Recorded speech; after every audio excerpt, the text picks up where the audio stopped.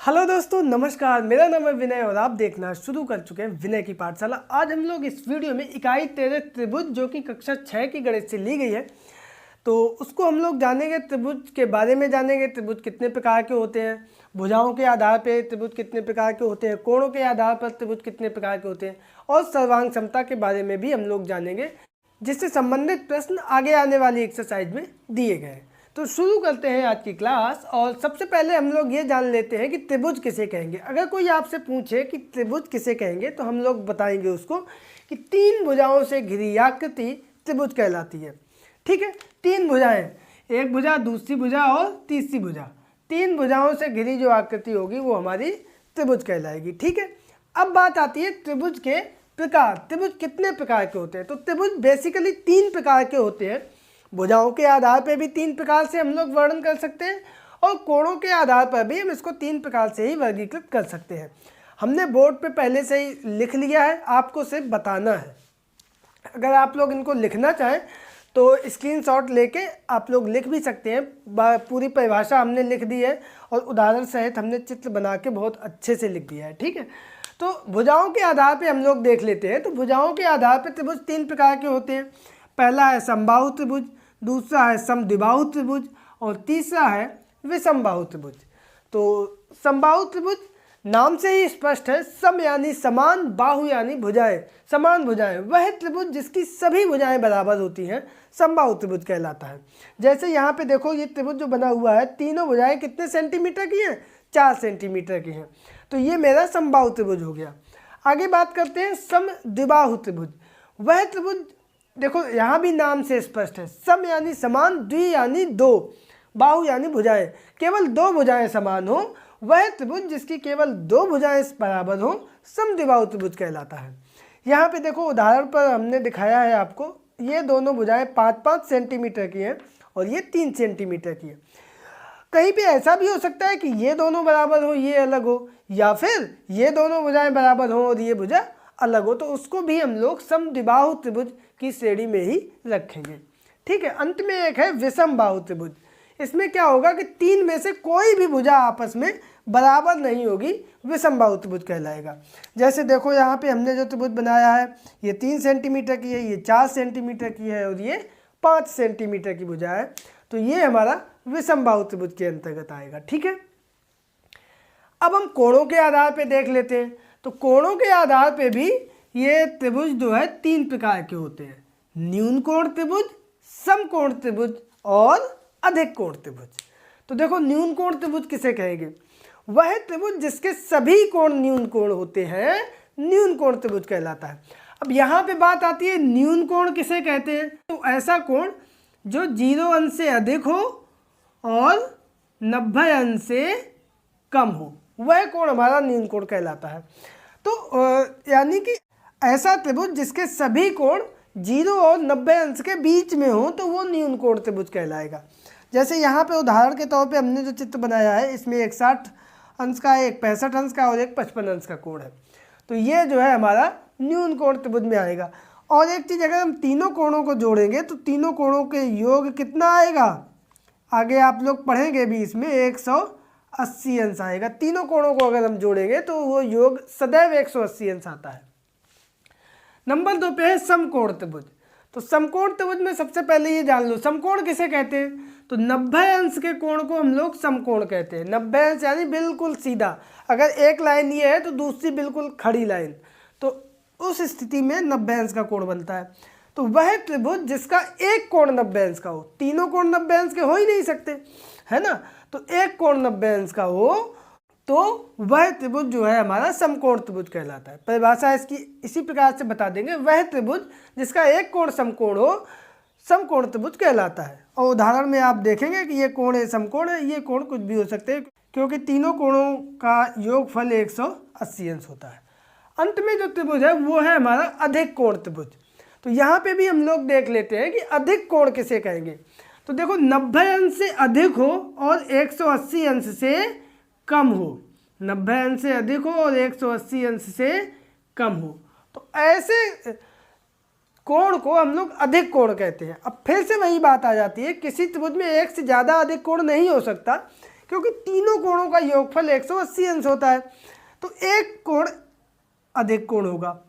चित्र में आप देख रहे होंगे ये कोण 120 अंश का है और ये कोण जाहिर सी बात है 90 अंश से कम ही होंगे जो भी होंगे। तो उस स्थिति में जो त्रिभुज बनेगा वो हमारा अधिक कोण त्रिभुज कहलाएगा। परिभाषा इसकी इस प्रकार से हम लोग लिख सकते हैं, वह त्रिभुज जिसका एक कोण अधिक कोण हो अधिक कोण त्रिभुज कहलाता है। और ये उदाहरण के लिए हमने ये चित्र बना दिया है जिसमें एक कोण 120 अंश का है।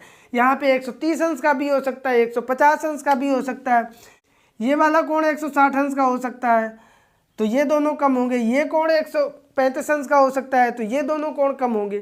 ठीक है, एक कोण कुल मिला के अधिक कोण होगा तो वो हमारा अधिक कोण त्रिभुज कहलाएगा। ठीक है, तो ये थे त्रिभुज के प्रकार। आई होप कि आप लोग समझ गए होंगे। और अब हम लोग चलते हैं सर्वांग समता की ओर।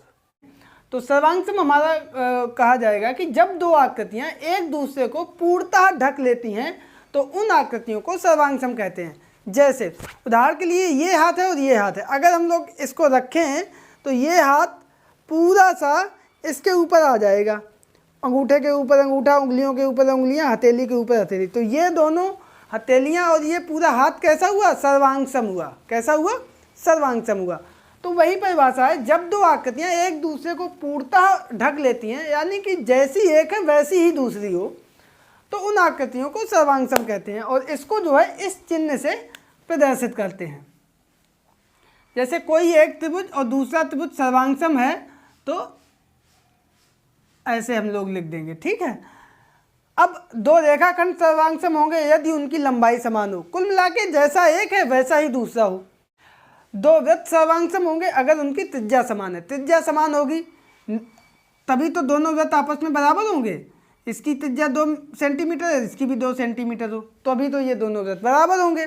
ठीक है, तो ये तो हो गया सर्वांग सम की बात। अब हम लोग एक्सरसाइज की तरफ चलते हैं और इसमें मेरा पहला प्रश्न दिया गया है कि निम्नांकित चित्रों को काटिए, प्रत्येक को 2 भागों में इस प्रकार मोड़िए कि दोनों भाग सर्वांग सम हो जाए। यहाँ पर 4 चित्र दिए गए हैं और इनको ऐसी जगह से काटना है कि दोनों हिस्से जो है वो सर्वांग सम हो जाए। तो देखो हमने ये कुछ चित्र भी ले लिए हैं, पहले से ही काट के रखे हैं ये चारों। तो सबसे पहली आकृति ये है आयत। क्या है? आयत। तो ये हमने आयत लिया। अब इसको हम कहाँ से काट सकते हैं? या तो हम ऐसे बीच से काट सकते हैं, जैसे यहाँ से बिल्कुल बीचों बीच से यहाँ से काट देंगे तो ये दोनों एक दूसरे के ऊपर आ जाएंगे, सर्वांग सम हो जाएगा। या फिर हम इसको यहाँ से भी काट सकते हैं तो भी सर्वांग सम। अब देखो ये हिस्सा और ये हिस्सा, इसको अगर हम यहाँ से काट देंगे या फाड़ देंगे तो ये पूरा जो है सर्वांग सम हो जाएगा। या फिर इसको हम लोग ऐसे कर दें तो भी ये पूरा हिस्सा सर्वांग सम हो गया। आपको हम दिखा देते हैं।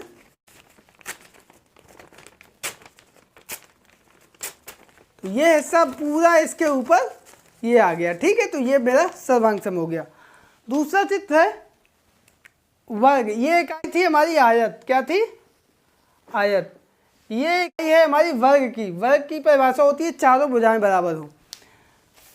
ये हमने लिया, इसको कई जगह से हम लोग फोल्ड कर सकते हैं। जैसे आयत में किया, यहाँ से भी बीच से काट सकते हैं, यहाँ से भी बीच से काट सकते हैं, यहाँ से भी बीच से काट सकते हैं, यहाँ से भी बीच से काट सकते हैं, कहीं से भी काटेंगे सर्वांग सम। यहाँ से काटेंगे तो भी एक दूसरे के ऊपर आ जाएगा, त्रिभुज बन जाएंगे। इधर से काटेंगे तो भी एक दूसरे के ऊपर आ जाएंगे और ये सर्वांग सम बन जाएंगे। ऐसे यहाँ से बीच से अलग कर देंगे। या फिर जैसे हमने पिछले प्रश्न में किया था कि लंबाई का आधा कर देंगे और दोनों तरफ से मोड़ देंगे तो भी ये मेरा सर्वांग सम हो जाएगा। दूसरा, इधर चौड़ाई से भी अगर हम बीच से कर देंगे तो भी मेरा सर्वांग सम हो जाएगा। एक हम आपको दिखा देते हैं, हम विकर्ण से काटेंगे।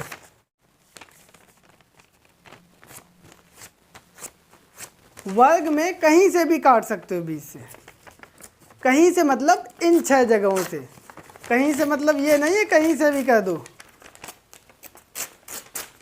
ये कर दिया तो ये भी और ये दोनों एक दूसरे के ऊपर आ गए। ठीक है, अब कहीं का मतलब ये भी नहीं कि यहाँ से ऐसे कर दो तो नहीं सर्वांग सम होगा। ठीक है, तो हमें यहाँ से बीच से, ये यहाँ से या फिर विकर्णों से, इस यहाँ से अगर हम काटेंगे तो दोनों आकृतियाँ जो बनेगी वो मेरी सर्वांग सम होगी। अब बात आती है इस त्रिभुज की। ये भी हमने इस चित्र में बना रखा है, पहले से ही काट रखा है, तो ये काट लिया। अब ये हम कहाँ से फोल्ड करें? अब देखो, अगर हम यहाँ से करते हैं तो सर्वांग सम नहीं होगी दोनों आकृतियाँ। यहाँ से अगर हम मोड़ते हैं तो देखो ऊपर वाला हिस्सा कम और नीचे वाला हिस्सा ज़्यादा चौड़ा है। तो ये यहाँ से अगर हम फोल्ड करेंगे ऐसे, यहाँ से अगर हम काटेंगे तो ये हिस्सा और ये हिस्सा, ये दोनों हिस्से एक दूसरे के ऊपर बराबर आ जाएंगे। देखो किस तरीके से,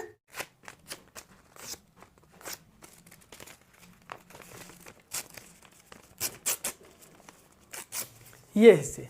अब इन दोनों को अगर हम एक दूसरे के ऊपर रखें तो ये बिल्कुल एक जैसे एक दूसरे के ऊपर आ गए, तो ये मेरे आ गए सर्वांग सम। ठीक है, तो इसको हम लोग बीच से काटेंगे। अब लास्ट में बात आती है सर्किल की। कहाँ की? सर्किल की। तो सर्किल में क्या है, ये बीच में है केंद्र।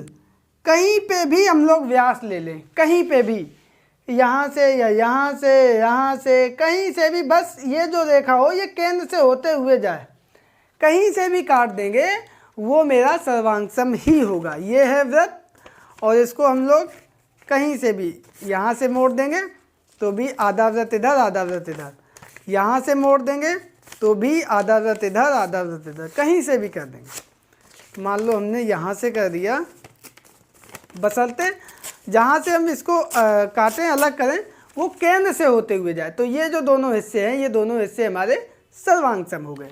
तो ये था प्रश्न नंबर 1। आई होप आप लोग समझ गए होंगे, थोड़ा सा डिटेल में एक्सप्लेन कर दिया, आगे के प्रश्नों को आसानी होगी समझने में। तो अब हम लोग चलते हैं दूसरे प्रश्न पर। तो बच्चों यहाँ पर हमारा दूसरा प्रश्न है कि नीचे बने चित्रों को यदि बिंदुवार रेखाओं पर दो भागों में मोड़ा जाए तो प्रत्येक के दोनों भाग सर्वांग सम है या नहीं। अपनी अभ्यास पुस्तिका में प्रत्येक के समक्ष हाँ या नहीं में उत्तर दीजिए। देखो, अभी हमने आपको बताया था कि हम एक निश्चित जगह पे जब किसी चीज़ को फाड़ते हैं या मोड़ते हैं या काटते हैं तभी वो सर्वांग सम होता है। ठीक है, जैसे ये देखो, अब ये जो है, कहाँ से अगर हम इसको काटें या मोड़ें तो सर्वांग सम हो, यहाँ से बीच से या फिर इधर से। लेकिन अगर हम कहें आपसे कि हम ऐसे मोड़ दें तो देखो कहीं हुआ, ये हिस्सा अलग है, ये हिस्सा अलग है। तो एक निश्चित जगह पे ही मोड़ने पे सर्वांग सम आकृतियों में बदलती है वो आकृति। तो यहाँ पे देखो, ये बिल्कुल बीचों बीच से बता रहा है, इसका मतलब ये नीचे वाला हिस्सा और ऊपर वाला हिस्सा ये दोनों सर्वांग सम हो जाएंगे, हाँ लिख देंगे। ठीक, यहाँ पे देखो हम यहाँ से मोड़ने को कह रहे हैं, तो यहाँ से अगर मोड़ेंगे तो ये हिस्सा देखो, इसकी आकृति छोटी है, इसकी आकृति बड़ी है और ये बराबर नहीं है, तो यहाँ पे हम सिंपल सा नहीं लिख देंगे। यहाँ पे देखो ये वर्ग मालूम पड़ता है और ये यहाँ से मोड़ने को कह रहा है। आपको मैंने बताया था वर्ग जो है विकर्ण से भी अगर मोड़ेंगे तो दोनों आकृतियाँ बराबर आएंगी। त्रिभुज बन रहा है, यहाँ पे भी समकोण त्रिभुज दोनों बन रहे हैं, तो ये हाँ हो जाएगा। यहाँ पे देखो वृत्त है और ये हमें प्रतीत हो रहा है कि त्रिज्या से मोड़ रहा है, तो त्रिज्या से अगर हम मोड़ेंगे तो दोनों हिस्से जो है बराबर होंगे। ठीक है, इस आकृति पे आते हैं। यहाँ पे देखो ये अधिक कोण त्रिभुज है और यहाँ से ये मोड़ने को कह रहा है, तो ये हिस्सा बड़ा है, ये हिस्सा छोटा है, तो ये भी मेरा सर्वांग सम हिस्से में नहीं टूट रहा है, तो यहाँ पे आएगा नहीं। ठीक, यहाँ पे देखो आयत है, तो आयत है और यहाँ पे भी देखो ये यहाँ से मोड़ने को कह रहा है, तो यहाँ पे देखो आयत है और ये आयत है और यहाँ से मोड़ने को कहेगा, तो ये भी देखो समकोण त्रिभुज बन रहा है और यहाँ पे भी समकोण त्रिभुज बन रहा है। ये भुजा इसके बराबर है, ये भुजा इसके बराबर है, ये कोण बराबर है, ये भी कोण ये कोण के बराबर है, ये कोण इस कोण के बराबर है। तो कुल मिला के ये भी आकृति हमारी दोनों एक दूसरे के ऊपर आ जाएंगी और ये भी हमारा सर्वांग सम हो जाएगा, तो यहाँ पे लिख देंगे हाँ। ठीक, अंत में एक आकृति और बनी हुई है और यहाँ पे देखो ये यहाँ से मोड़ने को कह रहा है, तो यहाँ से हम मोड़ेंगे तो ये देखो त्रिभुज की शेप अलग है, इस त्रिभुज की शेप अलग है, स्पष्ट देखने से प्रतीत हो रहा है। ये थोड़ा छोटा लग रहा है और ये वाला त्रिभुज नीचे वाला थोड़ा बड़ा लग रहा है, तो ये भी एक दूसरे के ऊपर रखेंगे तो पूरा सा फिट नहीं आएगा, तो ये हमारा सर्वांग सम नहीं है, दोनों हिस्से एक दूसरे से अलग अलग होंगे। तो इस प्रकार से आपने देखा कि एक निश्चित जगह से अगर हम मोड़ेंगे तो वो दो हिस्से जो अलग अलग होंगे वो दोनों एक दूसरे के सर्वांग सम होंगे और नहीं तो वो सर्वांग सम नहीं होंगे। ठीक है, तो उम्मीद करते हैं ये प्रश्न नंबर 2 आप लोग समझ गए होंगे। अब चलते हैं अगले प्रश्न पर। तो बच्चों यहाँ पर हमारा तीसरा प्रश्न है कि निम्नलिखित त्रिभुजों को उनके कोणों के आधार पर वर्गीकृत कीजिए। आपको बताया था त्रिभुजों के प्रकार कोणों के आधार पर और भुजाओं के आधार पर। तो यहाँ पे कोणों के आधार पर बताने हैं। 3 प्रकार के होते हैं, समकोण त्रिभुज, अधिक कोण त्रिभुज, न्यून कोण त्रिभुज। तो इसमें से वही हमें देखना है। तो देखो इसमें एक कोण 90 अंश से अधिक है, तो ये मेरा होगा कौन सा त्रिभुज? अधिक कोण त्रिभुज। एक भी कोण अगर 90 अंश से अधिक है तो वो त्रिभुज हमारा अधिक कोण त्रिभुज कहलाएगा। यहाँ पे देखो ये त्रिभुज जो है इसमें कोई भी कोण जो है 90 अंश या उससे अधिक नहीं है। तो 90 अंश का भी नहीं है, 90 अंश होता तो समकोण त्रिभुज होता, 90 अंश से अधिक होता तो अधिक कोण होता। तो ये हमारा है न्यून कोण त्रिभुज। इसमें सारे कोण जो हैं न्यून कोण हैं, तो इसलिए ये हमारा न्यून कोण त्रिभुज हो गया। ठीक, अब आते हैं अंतिम चित्र पर और यहाँ पे देखोगे एक कोण हमारा 90 अंश का है। तो जहाँ पे भी एक कोण 90 अंश का आ जाता है उस त्रिभुज को हम लोग कहते हैं समकोण त्रिभुज। और इसी समकोण त्रिभुज में पाइथागोरस ने आगे चल के एक प्रमेय बनाई थी, उसको पाइथागोरस प्रमेय कहते हैं। उसको हम लोग अगली क्लास में पढ़ेंगे। ठीक, तो ये था हमारा प्रश्न नंबर 3। अब प्रश्न नंबर 4 पर चलते हैं। वो है हमारा कि निम्नलिखित त्रिभुजों को उनके भुजाओं के आधार पर वर्गीकृत कीजिए। अभी हम लोगों ने कोणों के आधार पर वर्गीकृत किया है, अब हम भुजाओं के आधार पर देखेंगे। तो इसमें भी त्रिभुज 3 प्रकार के होते हैं, समबाहु त्रिभुज, समद्विबाहु त्रिभुज और विषमबाहु त्रिभुज। तीनों भुजाएं बराबर होंगी समबाहु त्रिभुज, 2 भुजाएं बराबर होंगी समद्विबाहु त्रिभुज और कोई भी भुजा बराबर नहीं होगी तो विषमबाहु त्रिभुज। यहाँ पे देखो ये 3 सेंटीमीटर, ये 3 सेंटीमीटर, यानी कि ये 2 भुजाएं बराबर हैं, तो इसलिए इसको हम लोग कहेंगे समद्विबाहु त्रिभुज। ठीक, अब बात आती है दूसरे वाले त्रिभुज की। इसमें देखो ये 3 सेंटीमीटर, 2.6 सेंटीमीटर, 4 सेंटीमीटर, तीनों भुजाएं अलग अलग हैं, तो इसको हम लोग कहेंगे विषमबाहु त्रिभुज, क्योंकि एक भी भुजा बराबर नहीं है। यहाँ पे देखो 3.5, 2 और 3, ये कोण 90 अंश का जरूर है, समकोण त्रिभुज भी कह सकते हैं, लेकिन वो कोणों के आधार पे वर्गीकृत हो जाएगा। यहाँ पे हमसे भुजाओं के आधार पे पूछ रहा है, इसलिए इसको हमने विषमबाहु त्रिभुज कहा।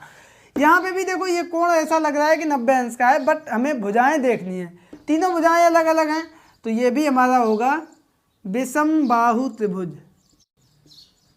और अंत में जो चित्र बना हुआ है उसमें आप देखेंगे ये भी 3 सेंटीमीटर, ये भी 3 सेंटीमीटर, ये भी 3 सेंटीमीटर, तीनों भुजाएं आपस में बराबर हैं, तो इसलिए हम इस त्रिभुज को कहेंगे समबाहु त्रिभुज। ठीक है, तो ये प्रश्न नंबर 4 हो गया। आई होप कि आप लोग इसको समझ गए होंगे। अब चलते हैं अगले प्रश्न पर। तो बच्चों यहाँ पे हमारा 5वां प्रश्न है कि नीचे 2 रेखाखंड दिए गए हैं, दोनों रेखाखंड सर्वांगसम है। यदि ए बी बराबर 4.5 सेंटीमीटर तो सी डी की लंबाई कितनी होगी? देखो ये है ए बी, ये है सी डी, इसकी लंबाई दी गई है 4.5 सेंटीमीटर और ये कह रहा है कि ए बी सर्वांगसम सी डी, सर्वांगसम का चिन्ह क्या होता है? सर्वांगसम सी डी, ये दे रहा है। तो इसका मतलब हमने आपको नियम में बताया था कि 2 रेखाएं सर्वांगसम तभी होगी जब उनकी लंबाई आपस में बराबर होगी। तो इसका मतलब ये होगा कि ए बी बराबर सी डी होगा। तो ए बी 4.5 है, इसका मतलब सी डी भी बराबर कितना होगा? 4.5 सेमी। यहाँ पे लिख देंगे अतः सी डी बराबर 4.5 सेमी। ठीक, यही हमारा आ जाएगा आंसर।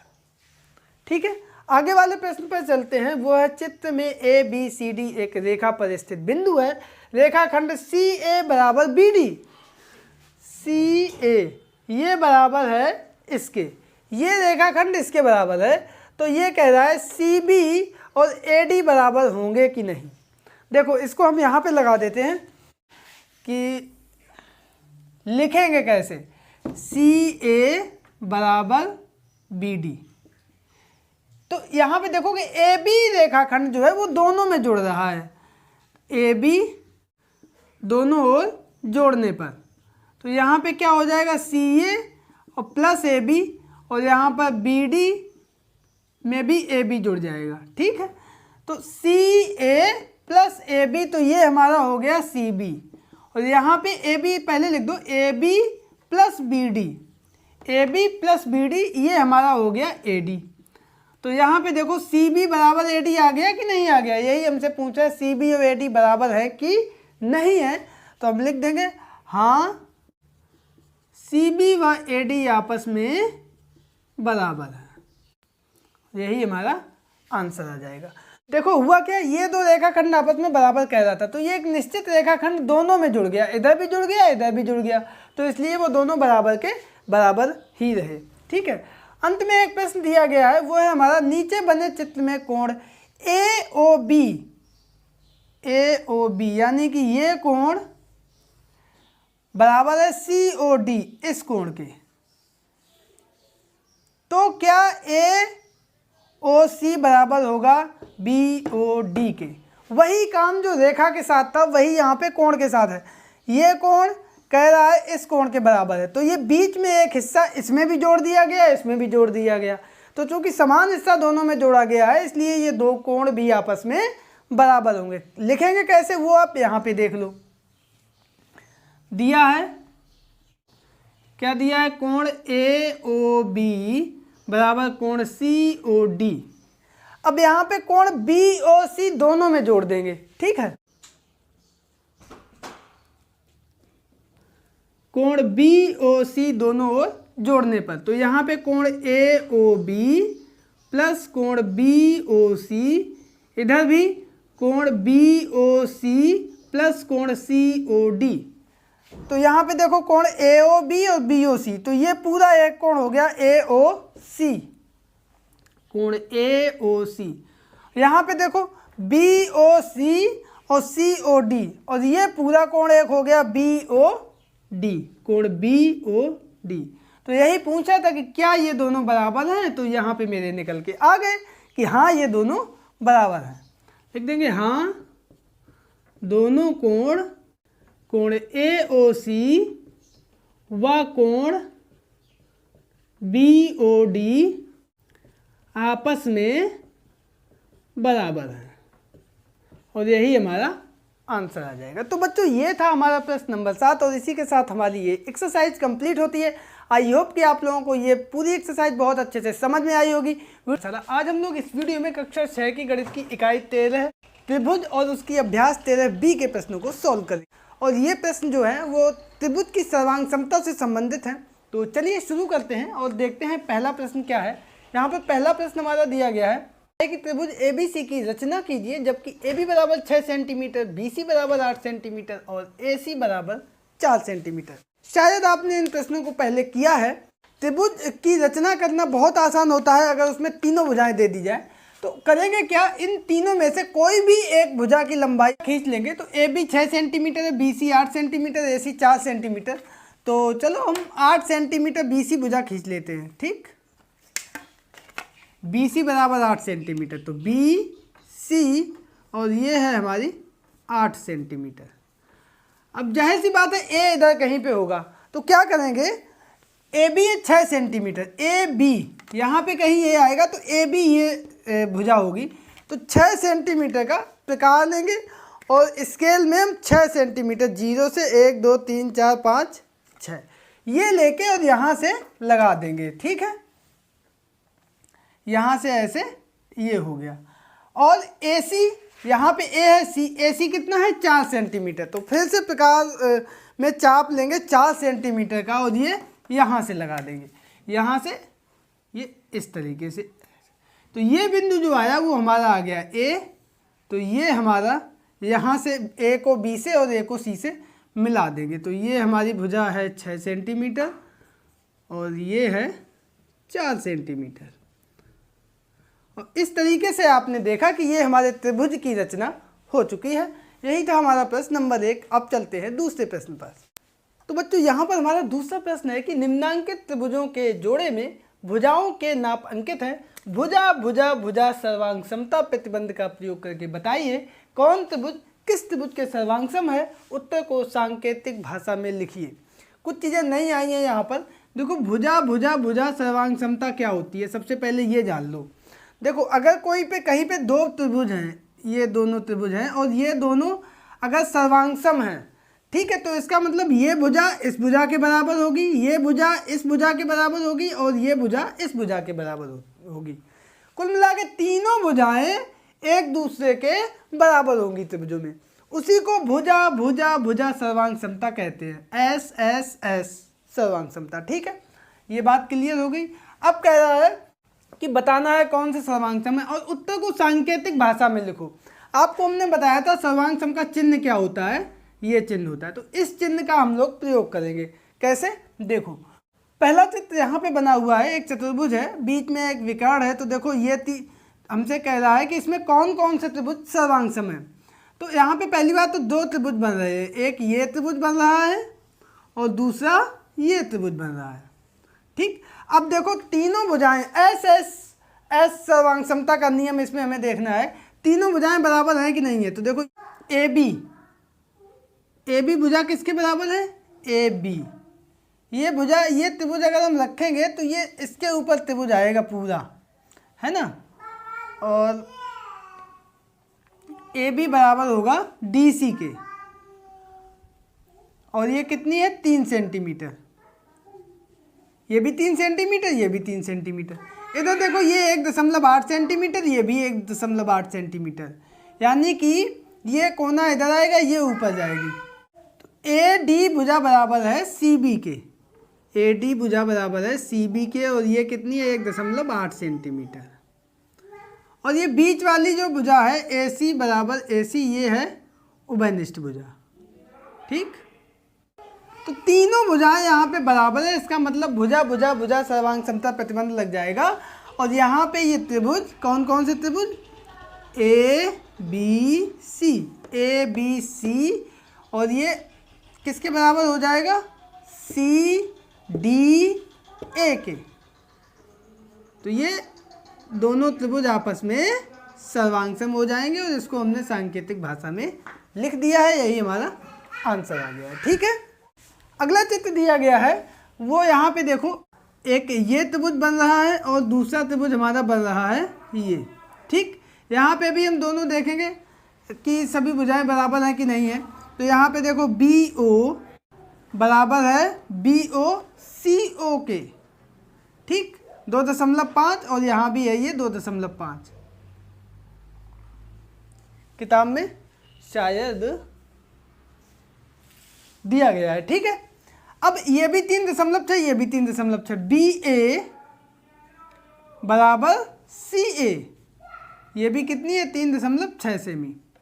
और ये भुजा बीच में जो ए ओ है, ये ए ओ के बराबर है, क्यों, ये दोनों त्रिभुजों में सेम भुजा है, उभयनिष्ठ भुजा है। ठीक, तो यहाँ पे देखो कौन कौन से दो त्रिभुज हुए, ए ओ बी, त्रिभुज ए ओ बी सर्वांग सम हुआ किसके, ए ओ सी के, त्रिभुज ए ओ सी के। और इसको हमने सांकेतिक भाषा में लिख दिया है, यही हमारा आंसर आ गया। ठीक है, अब हम लोग तीसरे चित्र पे चलते हैं। यहाँ पे दो अलग अलग त्रिभुज दिए गए हैं, इस पे भी हमें वही दोनों चित्रों में सभी भुजाएं देखनी होगी बराबर है कि नहीं है। तो यहाँ पे देखो बी सी बराबर है किसके, क्यू आर के, और कितनी है ये 2.8 सेमी। बी ए या ए बी बराबर है पी क्यू के, ये भी दोनों 1.8 सेंटीमीटर है। और ए सी भुजा ये बराबर है पी आर के 2.4 सेमी। तो यहाँ पे भी देखो तीनों भुजाएं बराबर हो रही हैं। तो भुजा भुजा भुजा सर्वांग समता नियम से त्रिभुज ए बी सी सर्वांग सम हो जाएगा किसके, पी क्यू आर के। और यही हमने इसको सांकेतिक भाषा में लिख दिया है, यही हमारा आंसर आ गया। तो बच्चों ये था हमारा प्रश्न नंबर 2। आई होप आप लोग समझ गए होंगे। और अब चलते हैं अगले प्रश्न पर। तो बच्चों यहाँ पर हमारा अगला प्रश्न नंबर 3 है कि पार्श्वांकित चित्र में ए डी बराबर डी सी, यहाँ पे दिया गया है कि ए डी बराबर डी सी और ए बी बराबर बी सी। तो पूछा है कि क्या ये त्रिभुज जो है ए बी डी और त्रिभुज सी बी डी सर्वांग सम है, और अगर सर्वांग सम है तो इनके संगत भुजाओं और उनको कोणों को लिखिए। तो देखो सबसे पहले तो हमें यहाँ पे कौन कौन सी भुजा बराबर दी जा रही है, ए डी और D C, A D D C. तो भुजा AD बराबर DC व भुजा AB बराबर BC, ये हमें दिया है। तो दो भुजाएं तो हमें दी हैं बराबर। अभी हम लोगों ने पढ़ा था कि किन्हीं भी दो त्रिभुजों की संगत भुजाएं तीनों अगर बराबर हो जाएं तो वो त्रिभुज हमारे सर्वांगसम हो जाते हैं। तो देखो दो भुजाएं तो बराबर कह रहा है, AD CD के और AB BC के, ये दोनों बराबर हैं, ठीक है। अब बची ये बीच वाली भुजा, तो यहाँ पे देखो बीच वाली भुजा DB बराबर है DB के। क्यों? क्योंकि ये कैसी भुजा है? क्योंकि ये उभयनिष्ठ है। और यहाँ पे तीनों भुजाएं बराबर हो गई, तो S सर्वांग समता से त्रिभुज ABD और त्रिभुज CBD कैसे होंगे? सर्वांगसम होंगे, ठीक। तो यहाँ पे पहला आंसर हो गया मेरा हाँ, ये दोनों त्रिभुज हमारे कैसे हैं? सर्वांगसम है। अब बात आती है कि अगर सर्वांगसम है तो संगत भुजाओं और कोणों को लिखो। तो देखो AD के संगत कौन सी भुजा थी? CD। AB के संगत कौन थी? AB के संगत थी CB। और DB के संगत वही DB के संगत DB, ठीक। अब कोणों की बात कर लेते हैं। कोण A के संगत कौन सा कोण है? कोण C। और यहाँ पे देखो ये कोण किसके संगत है? इसके। तो ये कोण ABD, ये कोण होगा CBD के, कोण CBD। और एक और अभी बचा ये वाला, ये कोण किसके संगत होगा? इसके। तो कोण ADB संगत होगा कोण CDB के, ठीक। तो ये हमने भुजाओं को लिख दिया और यही हमारा आंसर आ गया। तो बच्चों ये था हमारा प्रश्न नंबर 3 और अब चलते हैं इस एक्सरसाइज के अंतिम प्रश्न पर। तो बच्चों यहाँ पर हमारा अंतिम प्रश्न चौथा है कि पार्श्वांकित चित्र में, इस चित्र में त्रिभुज ABC और त्रिभुज ABD, ABC और ABD ये एक ही भुजा AB पर बने दो त्रिभुज हैं। कह रहा है कि AC बराबर BD तथा BC बराबर AD। तो निम्न कथनों में कौन सही है? AC ये इसके बराबर है और ये इसके बराबर है। तो अभी हमने पढ़ा था कि किन्हीं भी दो त्रिभुजों की अगर तीनों भुजाएं आपस में बराबर हो जाती हैं तो वो दोनों त्रिभुज कैसे कहलाएंगे? सर्वांगसम होंगे। और यहाँ पे देखो AC बराबर BD और BC बराबर AD। और एक भुजा AB कैसी है? AB बराबर है AB के। क्यों? ये भुजा उभयनिष्ठ है, दोनों त्रिभुजों में सेम है। तो इसका मतलब तीनों भुजाएं बराबर हो गई। तो इसका मतलब ये हो गया कि ये त्रिभुज और ये त्रिभुज आपस में सर्वांगसम है। तो अब देखो बहुत अच्छा प्रश्न है ये कि सर्वांगसम तो है, ये भी हमें पता चल गया। अब इसको किस ऑर्डर में लिखेंगे? त्रिभुज ABC, ये त्रिभुज इसके। अब ये त्रिभुज कैसा आएगा? ये त्रिभुज दूसरा वाला त्रिभुज ऐसा आएगा रख के, यानी कि A बिंदु इधर आ जाएगा, D बिंदु इसके ऊपर आएगा और B बिंदु इसके ऊपर आएगा। तो ये कैसे त्रिभुज हमारे सर्वांगसम होंगे? एक तो त्रिभुज ABC सर्वांगसम होगा। अब A की जगह पे क्या आ गया? B। A की जगह पे आ जाएगा B और B की जगह पे आएगा A और C की जगह पे आएगा D। तो ये दोनों त्रिभुज आपस में सर्वांगसम होंगे। एक बार फिर से इस चीज़ को देख लो कि ये त्रिभुज सर्वांगसम होने के लिए ये वाला त्रिभुज ऐसा उठा के इसके ऊपर रखेंगे, तभी तो ये एक आकृति दूसरे आकृति को ढकेगी। इसका मतलब D आएगा C पे और ये B आएगा 1 पे और A आएगा इधर B पे। तो अब जब हम लिखेंगे इसको तो त्रिभुज ABC, तो A की जगह पे क्या आ जाएगा? B और B की जगह पे आ जाएगा A और C की जगह पे आ जाएगा D। तो इस क्रम से हम लोग लिखेंगे। अब ये क्रम देखो किस में लिखा है? ABC ABD नहीं, ADB ये भी नहीं, BAD। तो ये तीसरा वाला विकल्प हमारा सही होगा और यही विकल्प हम आंसर शीट में लिखेंगे, ठीक है। तो ये था हमारा प्रश्न नंबर 4 और इसी के साथ आज ये एक्सरसाइज 13B कंप्लीट होती है। आई होप कि आप लोगों को ये वीडियो और ये एक्सरसाइज समझ में आई होगी। आज हम लोग इस वीडियो में कक्षा 6 की गणित की इकाई 13 त्रिभुज की अभ्यास 13C के प्रश्नों को हल करेंगे। तो बिना देर किए शुरू करते हैं आज की क्लास और देखते हैं प्रश्न नंबर 1। तो यहाँ पे हमारा पहला प्रश्न दिया गया है कि चित्र में दो त्रिभुज आपस में सर्वांगसम है, उन्हें छांट कर सांकेतिक भाषा में लिखिए। यहाँ पे भी वही काम, त्रिभुज दिए गए हैं, हमें देखना है कौन से दो त्रिभुज सर्वांगसम है। तो देखो क्या नियम है, वो नियम हमारा ये है, यदि दो त्रिभुजों की दो संगत भुजाएं और उनके बीच का कोण समान हो तो दोनों त्रिभुज सर्वांगसम होते हैं। इसको भुजा कोण भुजा सर्वांगसमता कहते हैं। मतलब तीनों भुजाएं अगर बराबर हम लोग ना देख पाएँ तो दो भुजाएं देख लें और एक उनके बीच का कोण देख लें तो भी वो दोनों त्रिभुज जो है वो आपस में सर्वांगसम होंगे। यहाँ पे देखो चित्र में ये भुजा 3 सेंटीमीटर, ये 2 सेंटीमीटर, ये कोण बराबर है। अब यहाँ पे देखो क्या है, 2 सेंटीमीटर, 3 सेंटीमीटर और उनके बीच का कोण, ये देखो दोनों त्रिभुज, ये दोनों त्रिभुज आपस में बराबर है। ये देखो कोण के नीचे वाली भुजा, ये भी कोण के नीचे, ये ऊपर वाली 3 सेंटीमीटर। यहाँ पे देखो तो ये दोनों आकृतियाँ बराबर हो रही हैं। ये कोण के नीचे वाली भुजा 2 सेंटीमीटर, यहाँ भी कोण के नीचे वाली 2 सेंटीमीटर, ऊपर वाली 3 सेंटीमीटर, यहाँ भी ऊपर वाली 3 सेंटीमीटर। तो दो भुजाएं बराबर हो गई और ये कोण बराबर हो गया, तो ये दोनों त्रिभुज आपस में सर्वांगसम हुए।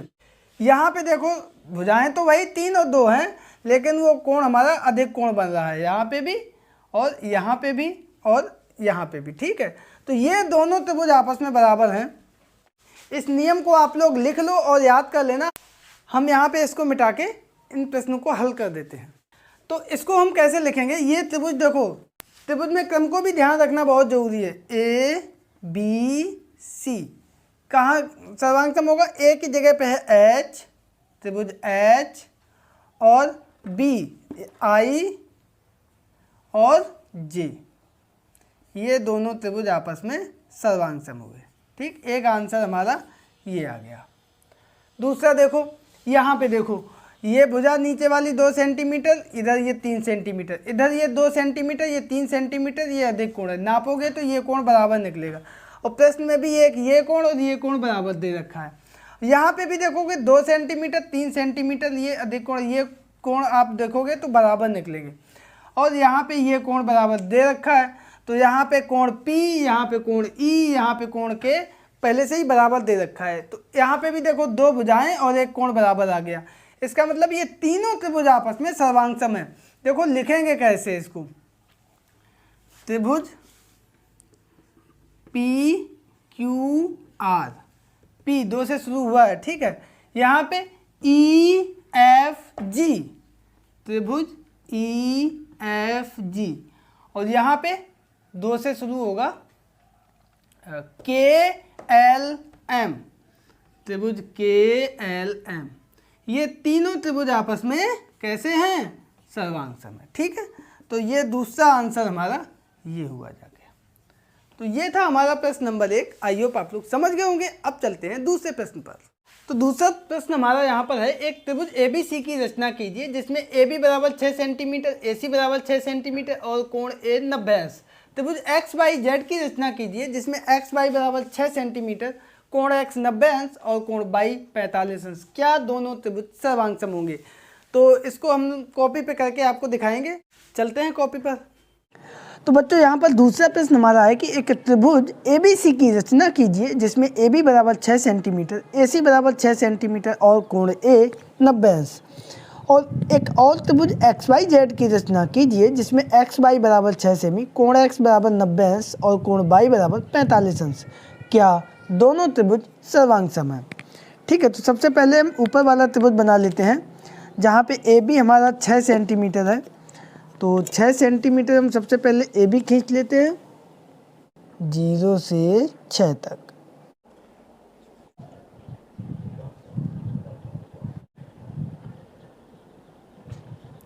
सेंटीमीटर AB, ठीक है। अब क्या कह रहा है कि कोण A 90 अंश, तो यहाँ पे हम 90 अंश का कोण बनाएंगे। वैसे तो चांदे की सहायता से भी बना सकते हैं, लेकिन हम जो है प्रकार की सहायता से बनाएंगे। यहाँ पे नोक रखेंगे इस तरीके से, यहाँ से एक चाप लगाएंगे इधर 60 अंश का, यहाँ से एक चाप लगाया इधर 120 अंश का। अब यहाँ से दोनों जगह से चाप हम लगा देंगे ऊपर, तो ये आ गया 90 अंश का। अब हम इसको मिला देंगे यहाँ से, ये हो गया 90 अंश का कोण। अब प्रश्न कह रहा है कि सी बिंदु यहाँ पे कहीं होगा, AC भी 6 सेंटीमीटर है, तो पटरी की सहायता से प्रकार में 6 सेंटीमीटर का, और ये चाप हमने लगा दिया यहाँ से यहाँ। तो जहाँ पे ये बिंदु काटा है ये हमारा हो जाएगा बिंदु C। अब हम लोग क्या करेंगे, B और C को आपस में मिला देंगे, ठीक है, ये मिला दिया और ये हमारा त्रिभुज ABC जो है उसकी रचना होगी, ठीक। अब आगे प्रश्न कह रहा है कि त्रिभुज XYZ की भी रचना करो, तो यहाँ भी वही काम हम करेंगे। XY दिया है 6 सेंटीमीटर, तो सबसे पहले हम नीचे रेखा खींच लेंगे XY 6 सेंटीमीटर,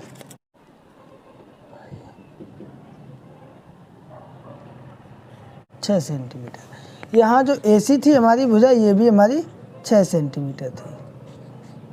अब यहाँ पे प्रश्न क्या कह रहा है, कोण X 90 अंश और कोण Y 45 अंश। तो यहाँ पे हम 90 अंश का कोण बनाएंगे। तो ऊपर हमने बनाया था प्रकार की सहायता से, अब हम चांदा की सहायता से बनाए देते हैं यहाँ पे। तो ये हो गया मेरा 90 अंश का कोण। किस तरीके से इसको रखते हैं, ये X वाला बिंदु जो है यहाँ पे रखते हैं और फिर ऊपर यहाँ पे हमने चिन्ह लगा दिया, ठीक है, 90 अंश का कोण। और कोण Y 45 अंश का, तो यहाँ पे भी हम नोक रखेंगे, ये वाली यहाँ पे, और ये भुजा पे ये लाइन आएगी, 10 20 30 40 45 ये आ गया। तो यहाँ पे हम जो है ऐसी रेखा खींच देंगे जो यहाँ से और Y को मिलाती हुई जाए, ठीक है। तो ये हमने खींच दी रेखा। तो ये कोण हमारा हमने बनाया 45 अंश का, और ये बिंदु आ गया मेरा Z। अब प्रश्न ये कह रहा है कि ये त्रिभुज और ये त्रिभुज दोनों हमारे सर्वांग सम हैं कि नहीं हैं। तो देखो यहाँ पे सबसे पहले एक्सरसाइज में हमने पढ़ा था कि तीनों भुजाएं अगर बराबर हो तो वो त्रिभुज सर्वांग सम होगा। इस एक्सरसाइज में हमने जो पढ़ा है वो ये पढ़ा है कि दो भुजाएं और उसके बीच का कोण अगर बराबर है तो वो त्रिभुज हमारा सर्वांग सम होगा। तो देखो ये कोण 90 अंश का है और ये कोण 45 अंश का है, तो ये कोण मेरा कितने अंश का होगा, हम उसके लिए यहाँ पे लिख देंगे कोण x प्लस कोण y प्लस कोण z बराबर 180 अंश। किसी त्रिभुज के तीनों अंतःकोणों का योगफल कितना होगा, 180। x हमारा है 90 अंश, y हमारा है 45 अंश प्लस कोण z बराबर 180 अंश। तो यहाँ से 90 और 45 हो गए 135। तो इधर कोण z बराबर ये बराबर के इधर जाएंगे तो 180 माइनस 135, तो ये हमारा आ गया 45 अंश। तो कोण z हमारा ये आ गया 45 अंश। अब देखो त्रिभुज में क्या होता है, अगर किसी त्रिभुज के दो कोण बराबर हैं तो यानी उनके सामने की भुजाएं भी बराबर होगी।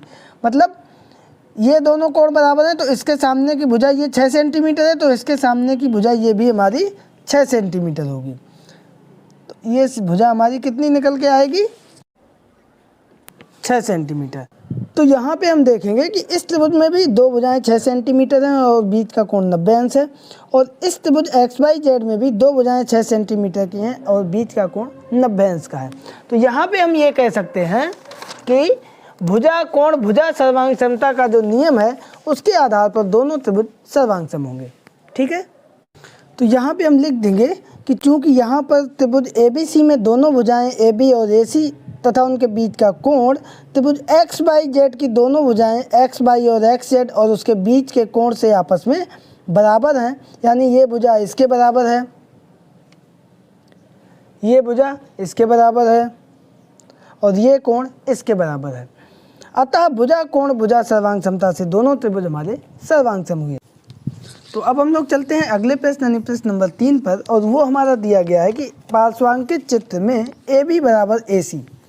AB हमारी कौन सी भुजा है, ये, और AC ये दोनों आपस में बराबर हैं, और कोण DAB यानी ये कोण हमारा बराबर है CAD इस कोण के। तो ये भुजा बराबर दी गई है और ये कोण बराबर दिया गया है। अब पूछा है कि क्या ये दोनों सर्वांग सम हैं। तो देखो यहाँ पे हम कौन सा नियम देखेंगे, भुजा भुजा कोण, दो भुजाएं और एक कोण अगर बराबर हो गए तो हम कह देंगे ये दोनों त्रिभुज आपस में सर्वांग सम है। तो देखो सबसे पहले कोण DAB बराबर है कोण CAD के। क्यों? क्योंकि ये हमें दिया है। तो कोण तो हमारा बराबर हो गया। अब हमें ये दोनों भुजाएं देखनी है और ये भुजा देखनी है जो कोण बना रही है। तो देखो ये तो दोनों भुजाएं भी बराबर है, दी गई हैं। AB बराबर AC, ये भी हमें क्या है, दिया है। अब कौन सी भुजा बची? ये। तो ये भुजा दोनों में कैसी है? उभयनिष्ठ है। AD बराबर AD। क्यों? ये भुजा कैसी है? उभयनिष्ठ है। मतलब दोनों त्रिभुजों में ये भुजा आई है। तो इस प्रकार से ये दो भुजाएं और ये एक कोण बराबर होगा। तो यहाँ पे हम लिख देंगे अतः भुजा कोण भुजा सर्वांग समता से दोनों त्रिभुज ABD और त्रिभुज ACD आपस में कैसे हैं? सर्वांग सम है। और यही हमारा आंसर हो गया। ठीक है, सीधा सीधा बड़ा बड़ा लिख दो। हाँ, अब हम लोग चलते हैं इस एक्सरसाइज के अंतिम प्रश्न यानी प्रश्न नंबर 4 पर।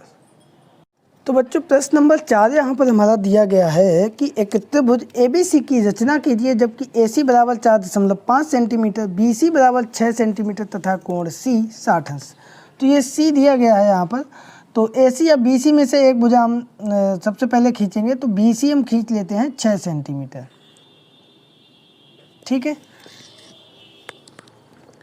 BC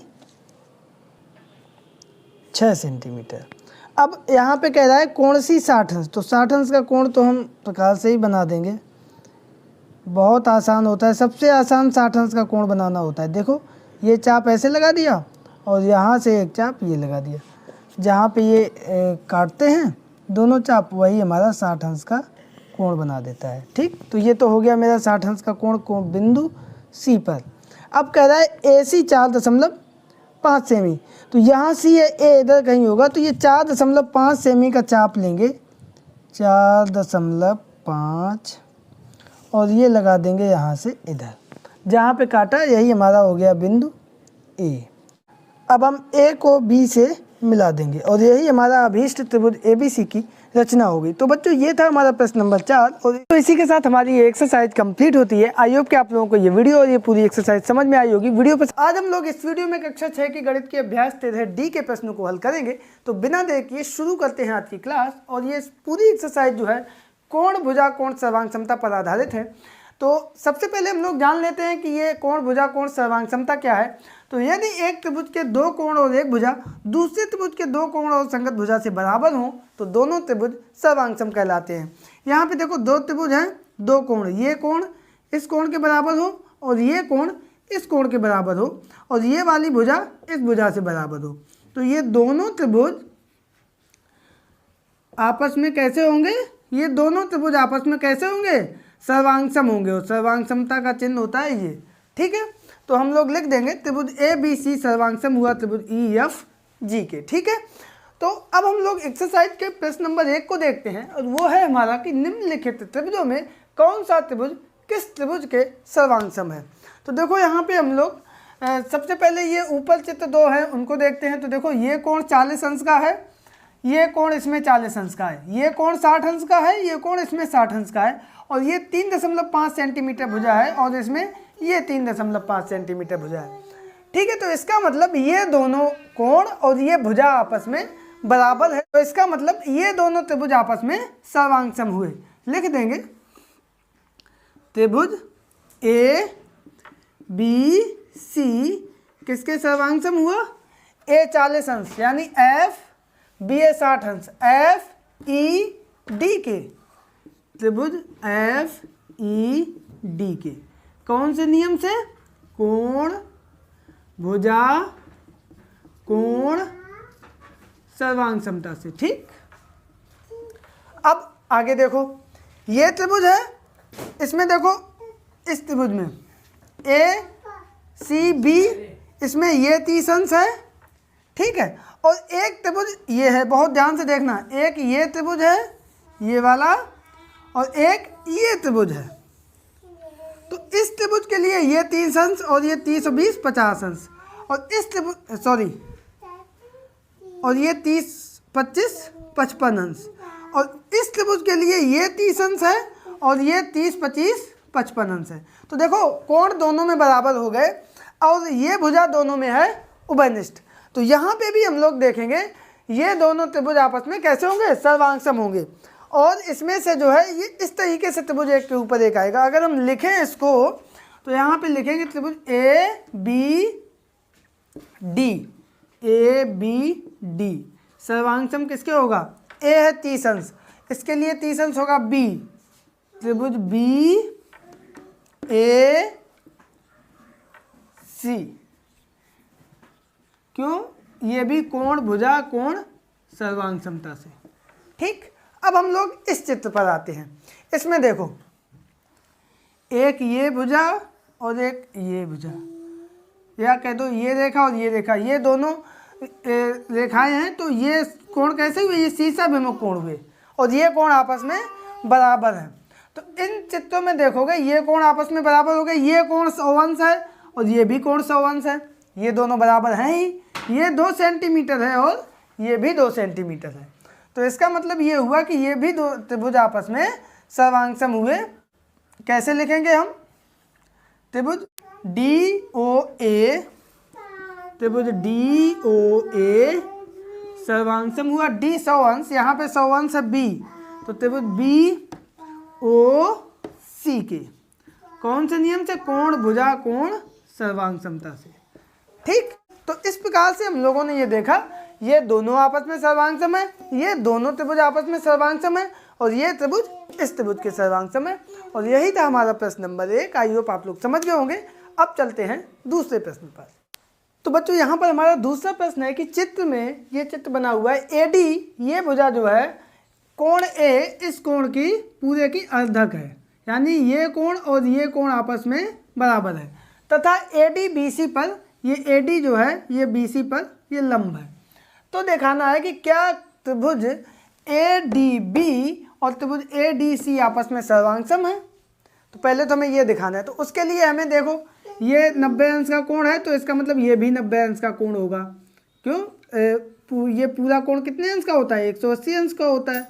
अब देखो ये कोण जो है ये कोण बराबर है और ये कोण बराबर है और ये भुजा दोनों में उभयनिष्ठ है। तो यहाँ पे हम लिख देंगे, पहले को हम यहाँ पे हल किए दे रहे हैं कि त्रिभुज ADB व त्रिभुज ADC में कोण BAD बराबर है कोण CAD। क्यों, कोण A का अर्धक है। ठीक, दूसरा कोण ये कोण ADB बराबर है कोण ADC और ये बराबर किसके है, 90 अंश के। क्यों, क्योंकि AD भुजा BC के लंबवत है। ठीक है, अब ये AD भुजा हुई, AD बराबर AD। क्यों, क्योंकि ये दोनों त्रिभुजों में उभयनिष्ठ भुजा है। तो यहाँ पे हम लोगों ने देखा कि 2 कोण और 1 भुजा दोनों त्रिभुजों में बराबर है। लिख देंगे अतः कोण भुजा कोण सर्वांग समता से त्रिभुज ADB सर्वांगसम त्रिभुज ADC। आंसर हो गया। ठीक है, इसमें लिखना चाहो तो हाँ ये आंसर हो गया। ठीक, अब आगे प्रश्न ये कह रहा है कि क्या ये कहना सही है कि BD बराबर DC, BD यानी ये भुजा और ये भुजा आपस में बराबर होगी। तो इसका भी आंसर ये है हाँ।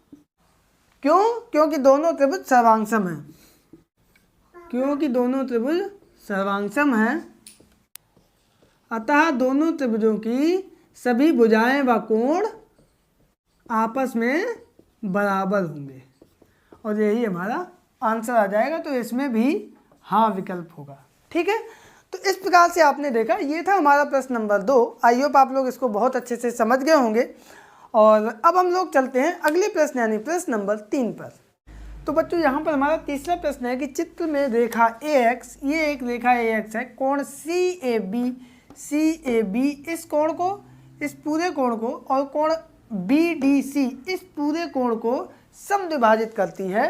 तो उन 3 तथ्यों को बताइए जिससे ये सिद्ध हो कि त्रिभुज ABD और त्रिभुज ACD आपस में सर्वांग सम है। तो देखो ये भुजा इस पूरे कोण को समद्विभाजित करती है, इसका मतलब ये कोण बराबर इस कोण के होगा। तो देखो लिखो त्रिभुज ABD व त्रिभुज ACD में कोण DAC बराबर होगा कोण DAB। क्यों? क्योंकि लिख देंगे दिया है AX रेखा कोण CAB को समद्विभाजित करती है। ठीक, अब दूसरी तरफ कोण ADC, ये कोण भी बराबर है इस कोण के, ये कोण इस कोण के बराबर है। तो लिख देंगे कोण ADC बराबर है कोण ADB के। यहाँ भी क्यों? क्योंकि यहाँ भी दिया है रेखा AX कोण BDC, ये लिखा है ना BDC को समद्विभाजित करती है, BDC को समद्विभाजित करती है। ठीक, और AD भुजा जो है ये दोनों में है, इस त्रिभुज में भी है और इस त्रिभुज में है। AD बराबर AD, क्योंकि यह भुजा उभयनिष्ठ है। यही 3 नियम हो गए, पहला ये, दूसरा ये, तीसरा ये। ठीक है,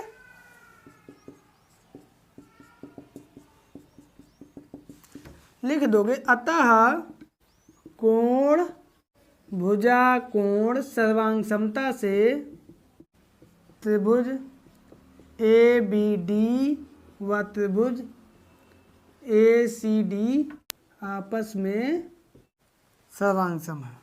यही हमारा आंसर आ गया। तो बच्चों ये था हमारा प्रश्न नंबर 3, और अब हम लोग चलते हैं इस एक्सरसाइज के अंतिम प्रश्न पर। तो बच्चों इस एक्सरसाइज का अंतिम प्रश्न हमारा दिया गया है कि त्रिभुज ABC की रचना कीजिए जबकि AC बराबर 6 सेंटीमीटर, कोण A 60 अंश तथा कोण C 45 अंश है। तो देखो स्केल की सहायता से सबसे पहले हम भुजा जो दी गई है उसको हम लोग ड्रॉ कर लेंगे। तो AC हम 6 सेंटीमीटर, हम थोड़ा सा बोर्ड की हिसाब से थोड़ा बड़ा खींचे दे रहे हैं, आप केवल 6 सेंटीमीटर का खींचेंगे AC, और ये कितना खींचेंगे 6 सेंटीमीटर। ठीक, अब प्रश्न क्या कह रहा है? कोण A 60 अंश, यहाँ पे 60 अंश का कोण बनाएंगे। तो या तो आप लोग चांदा की सहायता से बना सकते हैं, या फिर प्रकार की नोक यहाँ पे रखोगे, ऐसे चाप लगा दोगे और वही चाप यहाँ लगा दोगे। यहाँ से चाप लगाओगे इस तरीके से, और यहाँ प्रकार की नोक रख के इस तरीके से चाप लगाओगे, तो ये 60 अंश का कोण बन जाएगा। ठीक, 60 अंश का। दूसरा आप चांदा की सहायता से भी बना सकते हैं। यहाँ पे कोण सी 45 अंश का होगा, यहाँ भी आप या तो चांदा की सहायता से 45 अंश का बना दें, या फिर यहाँ पे प्रकार की नोक रख के ऐसे चाप एक लगाएंगे। ठीक, इस तरीके से, फिर एक चाप यहाँ लगाएंगे, फिर यहाँ से चाप यहाँ लगाएंगे, फिर इधर लगाएंगे, इधर लगाएंगे, कुल मिला के हम लोग इस तरीके से लगाएंगे, फिर यहाँ से ऊपर और यहाँ से ऊपर। तो ये हमारा हो गया 90 अंश का। अभी इसका आधा करना है, तो यहाँ से प्रकार की नोक और यहाँ से प्रकार की नोक रख के सामने की तरफ ऐसे ऐसे लगा देंगे, यहाँ से इधर और यहाँ से इधर। अब ये जो बनेगा ये हमारा 45 अंश का कोण बनेगा। ठीक है, ये हमारा जहाँ पे भी ये दोनों कोण की रेखाएं काटी हैं ये हमारा हो जाएगा बिंदु B। तो इस तरीके से आपने देखा ये त्रिभुज ABC की रचना हो गई है। ठीक है, अगर हम लोग इसकी रचना लिखना चाहें तो लिख देंगे सर्वप्रथम AC 6 सेंटीमीटर खींचिए, तत्पश्चात बिंदु A से 60 अंश व बिंदु C से 45 अंश का कोण बनाती हुई रेखा खींचिए, जो कि दोनों रेखाएं बिंदु B पर मिलती हैं। यही त्रिभुज ABC की रचना हो गई। यही त्रिभुज ABC की रचना होगी और यही हमारा आंसर आ गया। वैसे रचना लिखने को बोला नहीं था, लेकिन हमने फिर भी लिख दी है रचना। और ये था प्रश्न नंबर 4 और इसी के साथ हमारी ये एक्सरसाइज भी कंप्लीट होती है। आई होप कि आप लोगों को वीडियो पसंद आया होगा। वीडियो पसंद, आज हम लोग इस वीडियो में कक्षा 6 की गणित की अभ्यास 13E के प्रश्नों को हम लोग सॉल्व करेंगे। और इस अभ्यास में जो प्रश्न है वो भी सर्वांग क्षमता से संबंधित है। और इसमें जो नियम सर्वांग क्षमता का प्रयोग होगा वो है कि समकोण कर्ण भुजा सर्वांग क्षमता। तो नियम को पहले हम लोग देख लेते हैं। यदि एक समकोण त्रिभुज का कर्ण और एक भुजा दूसरे समकोण त्रिभुज के कर्ण और भुजा से बराबर है तो दोनों त्रिभुज आपस में सर्वांग सम होंगे। देखो बराबर तीन ही चीजें होंगी, क्योंकि कह रहा है कि समकोण त्रिभुज है, इसका मतलब कोण तो एक बराबर हो गया 90 अंश का। ठीक है, ये समकोण त्रिभुज है तो ये तो 90 अंश का कोण इसमें भी हो गया, ये 90 अंश का कोण इसमें हो गया, तो एक कोण तो पहले से ही बराबर है। अब कह रहा है कि ये कर्ण भी बराबर है तो कर्ण बराबर हो गया, और एक भुजा बराबर है, ये भुजा बराबर है। तो देखो दो भुजाएं और एक कोण बराबर हो गए, तीन चीज़ें बराबर हो गई, इसका मतलब त्रिभुज हमारा सर्वांग सम हो गया।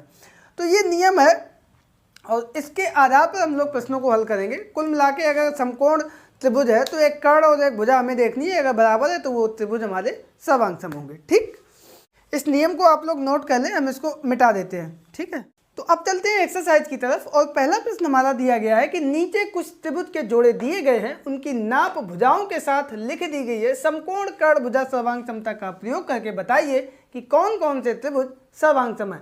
परिणाम को सांकेतिक रूप में लिखिए। तो यहाँ पे हमें बताने हैं कौन से त्रिभुज सर्वांग सम है। तो इस त्रिभुज पे आते हैं सबसे पहले। तो ये 90 अंश का कोण दिया गया है, इसका मतलब ये त्रिभुज है समकोण, ये भी समकोण त्रिभुज, ये भी समकोण त्रिभुज। और ये रेखा जो है ये होगी 90 अंश के सामने वाली भुजा होती है हमारी कर्ण, तो ये होगी कर्ण। ठीक है, तो देखो पहले चित्र में त्रिभुज ABC व त्रिभुज ABD में ABC एक ये त्रिभुज बन रहा है, ठीक है, और एक बन रहा है हमारा ये त्रिभुज। ये कोण C बराबर कोण D बराबर 90 अंश कैसा त्रिभुज है, समकोण है। ठीक, आगे क्या आ रहा है, AB बराबर AB, क्यों, ये दोनों त्रिभुजों में कैसी भुजा है, उभयनिष्ठ है। और साथ साथ ये क्या है, इसका कर्ण भी है। ठीक, और एक भुजा यहाँ पे 2 सेंटीमीटर दी गई है, यहाँ पे भी 2 सेंटीमीटर दी गई है। AD बराबर BC बराबर 2 सेंटीमीटर। ठीक है, अतः तो कौन सी सर्वांग क्षमता का नियम लगेगा इसमें, समकोण कर्ण भुजा सर्वांग क्षमता के नियम से क्या होगा, ये होगा कि ये दोनों त्रिभुज आपस में सर्वांग सम होंगे, अर्थात ABC सर्वांग सम होगा AB से। यहाँ BAD के त्रिभुज BAD, और ये हमारा आंसर आ गया। ठीक है, अब हम लोग दूसरे चित्र पर आते हैं। तो अब यहाँ पे हम लिख देंगे दूसरे चित्र में त्रिभुज ADB व त्रिभुज ADC में। यहाँ पे देखो कौन कौन से दो त्रिभुज बन रहे हैं, एक ये त्रिभुज बन रहा है और एक हमारा ये त्रिभुज बन रहा है, ये दोनों त्रिभुज बन रहे हैं। ठीक है, अब इसमें देखो 90 अंश कोण है, कौन सा, कोण BDA बराबर कोण CDA बराबर 90 अंश यानी समकोण। ठीक, अब ये भुजा AD बराबर AD, क्योंकि ये कैसी भुजा है, उभयनिष्ठ है, दोनों त्रिभुजों में है। ठीक, उभयनिष्ठ भुजा। अब BA या AB बराबर AC, ये हमें दी गई है 3-3 सेंटीमीटर बराबर 3 सेंटीमीटर, ये भी बराबर हो गई। तो देखो 90 अंश का कोण है और ये इसके सामने वाला जो 3 सेंटीमीटर, ये कौन सी भुजा है, कर्ण, कर्ण भी बराबर है और उसके साथ साथ एक भुजा भी ये हमारी बराबर है, ये भुजा बराबर होगी इसके, ये भुजा इसके बराबर होगी, ये कोण हमारा 90 अंश है। इसका मतलब ये दोनों त्रिभुज भी आपस में सर्वांग सम होंगे। अतः समकोण कर्ण भुजा सर्वांग समता से क्या होगा, त्रिभुज ADB सर्वांग सम होगा किसके, त्रिभुज ADC के, और यही हमारा आंसर आ जाएगा। ठीक है, आगे वाले चित्र पर हम लोग चलते हैं। यहाँ पे भी दो त्रिभुज दिए गए हैं, एक हमारा ये त्रिभुज है और दूसरा हमारा ये त्रिभुज है। तीसरे चित्र में त्रिभुज AOD व त्रिभुज BOD में, इन दोनों त्रिभुजों में कोण A बराबर कोण B कितने अंश का है, 90 अंश का, यानी कि ये त्रिभुज हमारा समकोण है। ठीक, आगे देखो यहाँ पे ये है कर्ण और ये बराबर दोनों में दी गई है 2.4 सेंटीमीटर।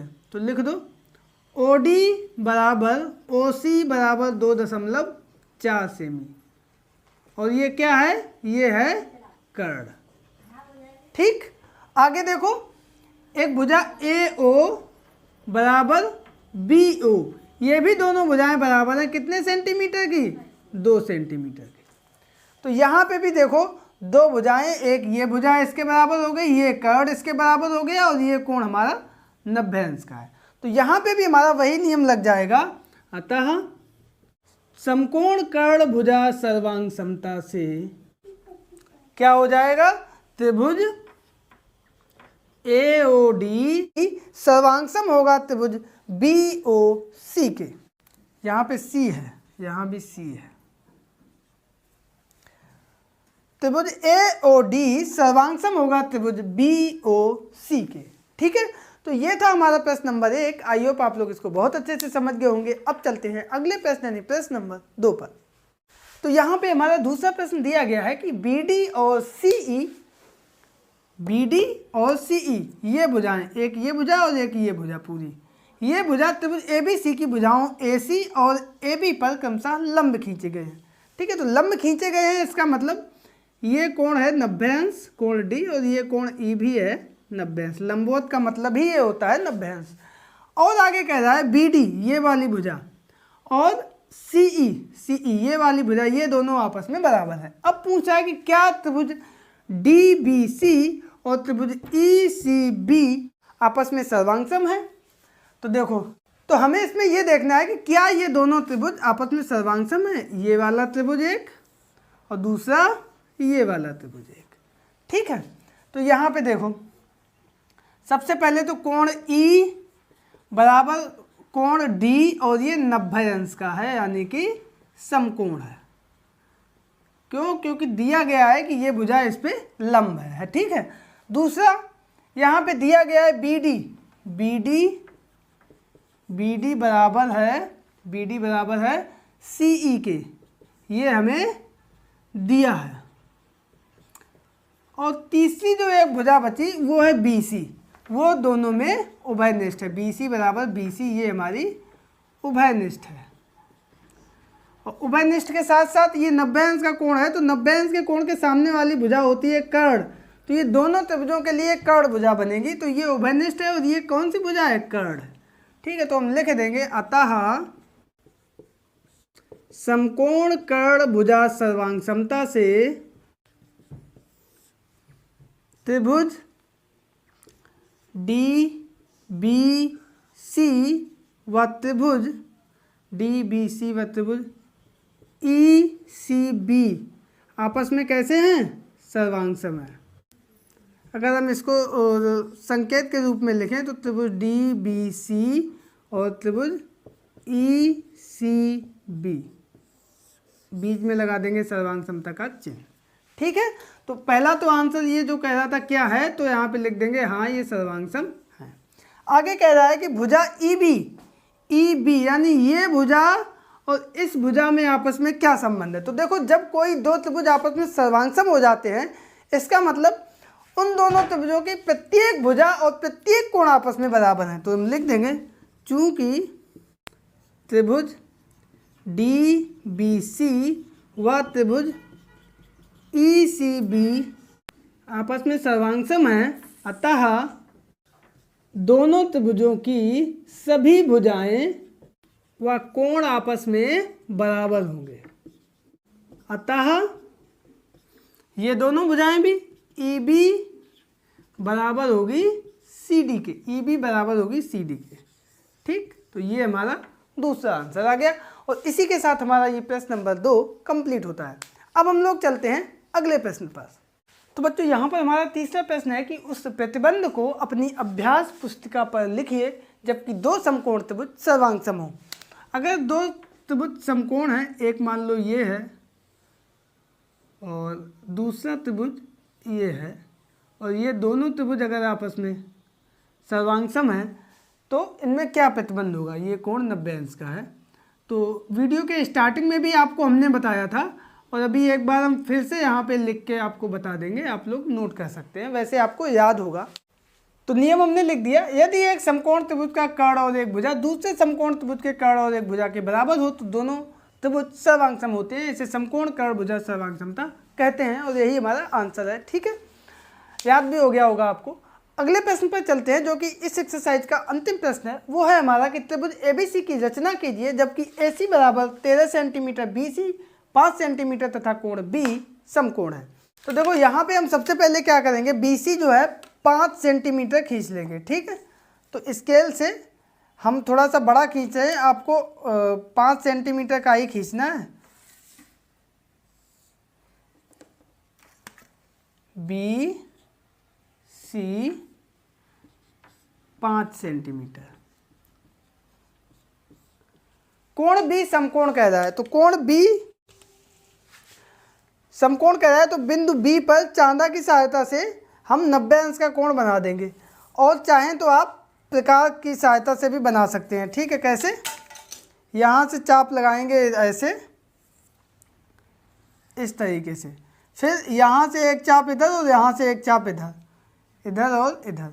अब इन दोनों बिंदुओं से चाप जो है वही चाप ऊपर की तरफ लगाएंगे, यहाँ से इधर और यहाँ से भी इधर, इसको यहाँ से मिला देंगे। तो ये तो कोण हमारा हो गया 90 अंश का।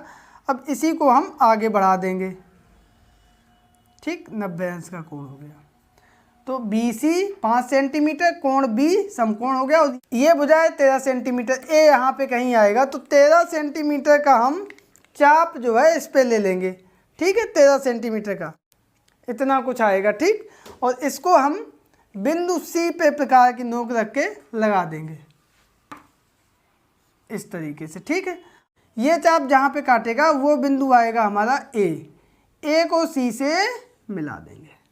तो ये हमारा समकोण त्रिभुज ABC की रचना हो गई है जहाँ पे AC है 13 सेंटीमीटर और BC है हमारी 5 सेंटीमीटर और कोण B है हमारा समकोण। ठीक है, तो ये था हमारा प्रश्न नंबर 4। उसी के साथ हमारी ये एक्सरसाइज 13E कंप्लीट होती है। आई होप कि आप लोगों को वीडियो पसंद आया होगा, एक्सरसाइज समझ में आई होगी। वीडियो पसंद आने तो इस वीडियो में कक्षा 6 की गणित की अभ्यास 13F के प्रश्नों को हल करेंगे और ये सारे प्रश्न जो है एक नियम है उस पर आधारित हैं और वो नियम हमारा है कि किसी भी त्रिभुज के तीनों अंतः कोणों का योगफल 180 अंश होता है। जैसे कि मान लो ये एक त्रिभुज है और इसके ये अंदर के जो तीनों कोण होंगे 1 2 3, ये तीनों कोणों को अगर हम जोड़ेंगे तो उनका योगफल सदैव 180 अंश होगा। ऐसा नहीं कभी कोई कंडीशन हो, कुछ भी कंडीशन नहीं है, जब भी जोड़ेंगे तो इन तीनों कोणों का योगफल 180 अंश ही आएगा। और उसी के आधार पर प्रश्न दिए गए हैं तो हम लोग अब प्रश्नों को हल करते हैं। और पहला प्रश्न यहाँ पर दिया गया है कि निम्नलिखित प्रश्नों में x, y, z का मान निकालिए। तो हम निकालते हैं, नियम इधर लिखा हुआ है, देखो तीनों कोणों को हम जोड़ देंगे, लिख देंगे कि चूंकि हम जानते हैं कि त्रिभुज के तीनों अंतः कोणों का योगफल बराबर 180 अंश। ठीक है, तो वो यहाँ पे लिखा है। तो यहाँ पे क्या होगा, अतः पहले चित्र में 70 अंश प्लस 72 अंश प्लस z बराबर 180। ठीक है, अब इन दोनों को जोड़ देंगे और 7 दूनी 14, 142 प्लस z बराबर 180। तो z बराबर 180 माइनस 142, तो ये आएगा 38 अंश। यही हमारा आंसर हो गया। ठीक है। यहाँ पर अगर हम लिखना चाहें तो कोण ए प्लस कोण बी प्लस कोण सी बराबर 180। ठीक है, आंसर आ गया। दूसरा प्रश्न देखते हैं। ये भी, इसमें देखो दो त्रिभुज बन रहे हैं, एक ये त्रिभुज और एक ये त्रिभुज। तो सबसे पहले हम पहले त्रिभुज में देख लेते हैं, त्रिभुज ए बी सी में 40 अंश प्लस एक्स प्लस 45 अंश बराबर 180। ठीक है, तो यहाँ पे 40 और 45 कितने हो गए, 40 दूनी 80, 5 85 प्लस एक्स बराबर 180 अंश। ठीक है, तो x बराबर 180 अंश माइनस 85 अंश, घटा देंगे आ जाएगा 95 अंश। यही हमारा मान आ गया x का। अब हमें मान निकालना है y का, तो इस वाले त्रिभुज में। ठीक है, लिख देंगे त्रिभुज ए सी डी में, ए सी डी में यहाँ पे देखो 50 अंश प्लस y प्लस 80 अंश बराबर 180 अंश। ठीक है, तो यहाँ पे क्या होगा, 8 5 13 130 प्लस y बराबर 180। तो यहाँ से y बराबर 180 माइनस 130 बराबर के उधर जाएगा तो माइनस का हो जाएगा 130। तो यहाँ पे कितना आएगा, 50। अतः y बराबर 50 अंश, और यही हमारा y का मान आ गया, जो कि आंसर है। ठीक है, तो यहाँ पे x बराबर 95 अंश आया, y बराबर 50 अंश। अब चलते हैं अगले चित्र पर, तो वो है हमारा, यहाँ पे देखो इसमें भी दो त्रिभुज बन रहे हैं। ठीक है, एक ये त्रिभुज और एक ये त्रिभुज। मान हमें केवल x का निकालना है, तो केवल हम इस त्रिभुज में देखेंगे, त्रिभुज बी सी डी में, बी सी डी में। तो b कितना है, 55 अंश प्लस x प्लस 60 अंश बराबर 180 अंश। तो 55 और 60, 6 5 11 100, 10 और 5 115 अंश प्लस x बराबर 180 अंश। x बराबर 180 अंश माइनस 115 अंश, तो ये x बराबर आ जाएगा 65 अंश, और यही हमारा आंसर आ गया। ठीक है, तो इस प्रकार से आपने देखा, ये था हमारा प्रश्न नंबर 1। आई होप आप लोग समझ गए होंगे। और अब चलते हैं दूसरे प्रश्न पर। तो बच्चों, यहाँ पर हमारा दूसरा प्रश्न दिया गया है कि चित्रानुसार x का मान ज्ञात कीजिए। यहाँ पर चित्र बने हैं और उसमें से x का मान हमें निकालना है। तो देखो, दोनों में नियम वही लगेगा कि त्रिभुज के तीनों अंतः कोणों का योगफल 180 अंश होता है। अब देखो यहाँ पे क्या होगा, पहले चित्र में कोण A प्लस कोण B प्लस कोण C बराबर 180 अंश, सभी का मान रख देंगे। A है हमारा 3x, B है 60 अंश और C है x अंश। ठीक है, बराबर 180 अंश। x और 3x हो गए 4x अंश, और बराबर 160 इधर प्लस का है, इधर जाएगा माइनस का हो जाएगा, तो 180 अंश माइनस 60 अंश। तो ये 4x अंश बराबर 180 में से 60 घट जाएगा, बचेगा 120 अंश। तो x बराबर 120 और 4 इधर गुणे में है, इधर आएगा भाग में हो जाएगा, तो 4 तिया 12 30। तो x अंश कितना आ जाएगा, 30 अंश। तो यही हमारा x का मान आ गया। आई होप आप लोग समझ गए होंगे। अगले चित्र की तरफ चलते हैं। लिख दो यहाँ पर दूसरे चित्र में। यहाँ पे देखो, सबसे पहले तो हम ये मान निकालेंगे यहाँ पे। ठीक है, तभी तो तीनों अंतः कोणों का निकाल पाएंगे। अब यहाँ पे देखो, ये पूरा कोण कितने अंश का होता है, 180 अंश का। तो एक ही कोण होता है 180 अंश का। तो यहाँ पे कोण ए सी बी बराबर 180 माइनस 115, पूरे में से 115 घट जाएगा, तो ये पता चल जाएगा हम लोगों को। तो बराबर 60 और 5 65 अंश। ठीक, तो ये कोण हमारा निकल के आ गया 65 अंश। अब हम लगा देंगे त्रिभुज ए बी सी से कोण ए प्लस कोण बी प्लस कोण सी बराबर 180 अंश। कोण ए हमारा 2x, बी है हमारा 3x और सी है हमारा 65 अंश बराबर 180 अंश। अंश का चिन्ह हम लास्ट में लगा देंगे एक साथ। ठीक है, तो 3 और 2 5x बराबर 180 और 65 इधर जाएगा प्लस का था, हो जाएगा माइनस का।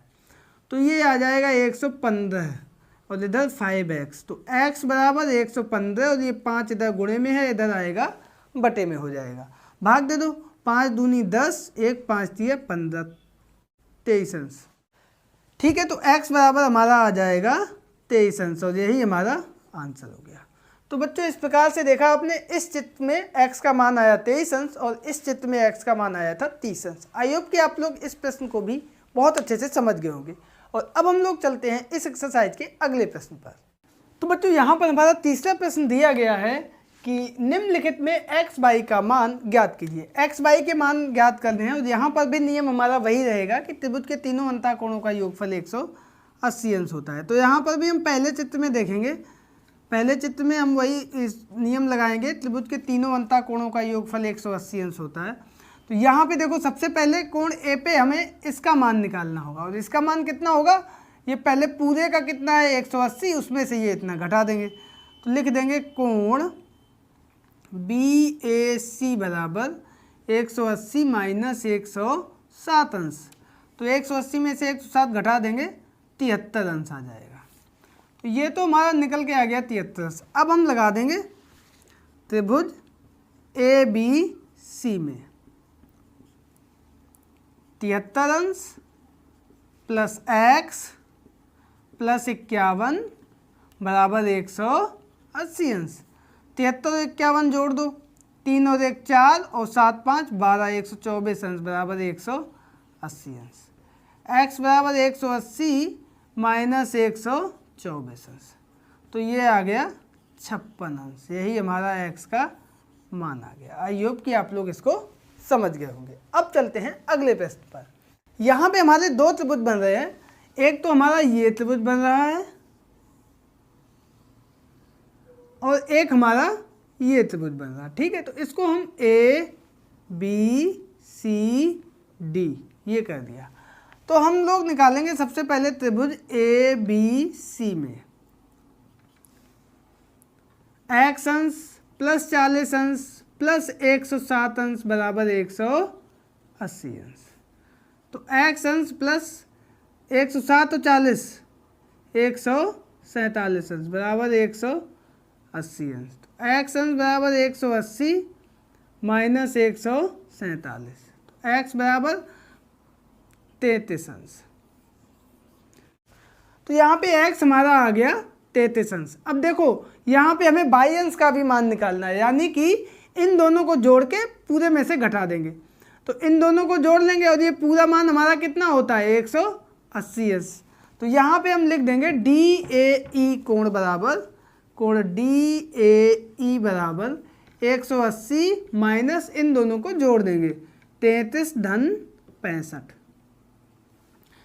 तो 180 माइनस 5 3 8 6 3 9, 180 में से 98 हमने घटा दिए तो ये आ जाएंगे 82 अंश। तो ये हमारा बाई अंश का मान आ जाएगा 82 अंश। ठीक है, तो बाई बराबर 82 अंश।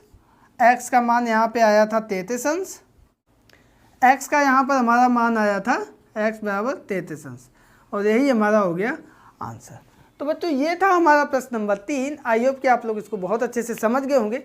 अब चलते हैं अगले प्रश्न यानी प्रश्न नंबर 4 पर। तो बच्चों यहाँ पर हमारा चौथा प्रश्न है कि त्रिभुज ABC में कोण B बराबर 72 अंश, कोण C बराबर 64 अंश, तो कोण A का मान ज्ञात करो।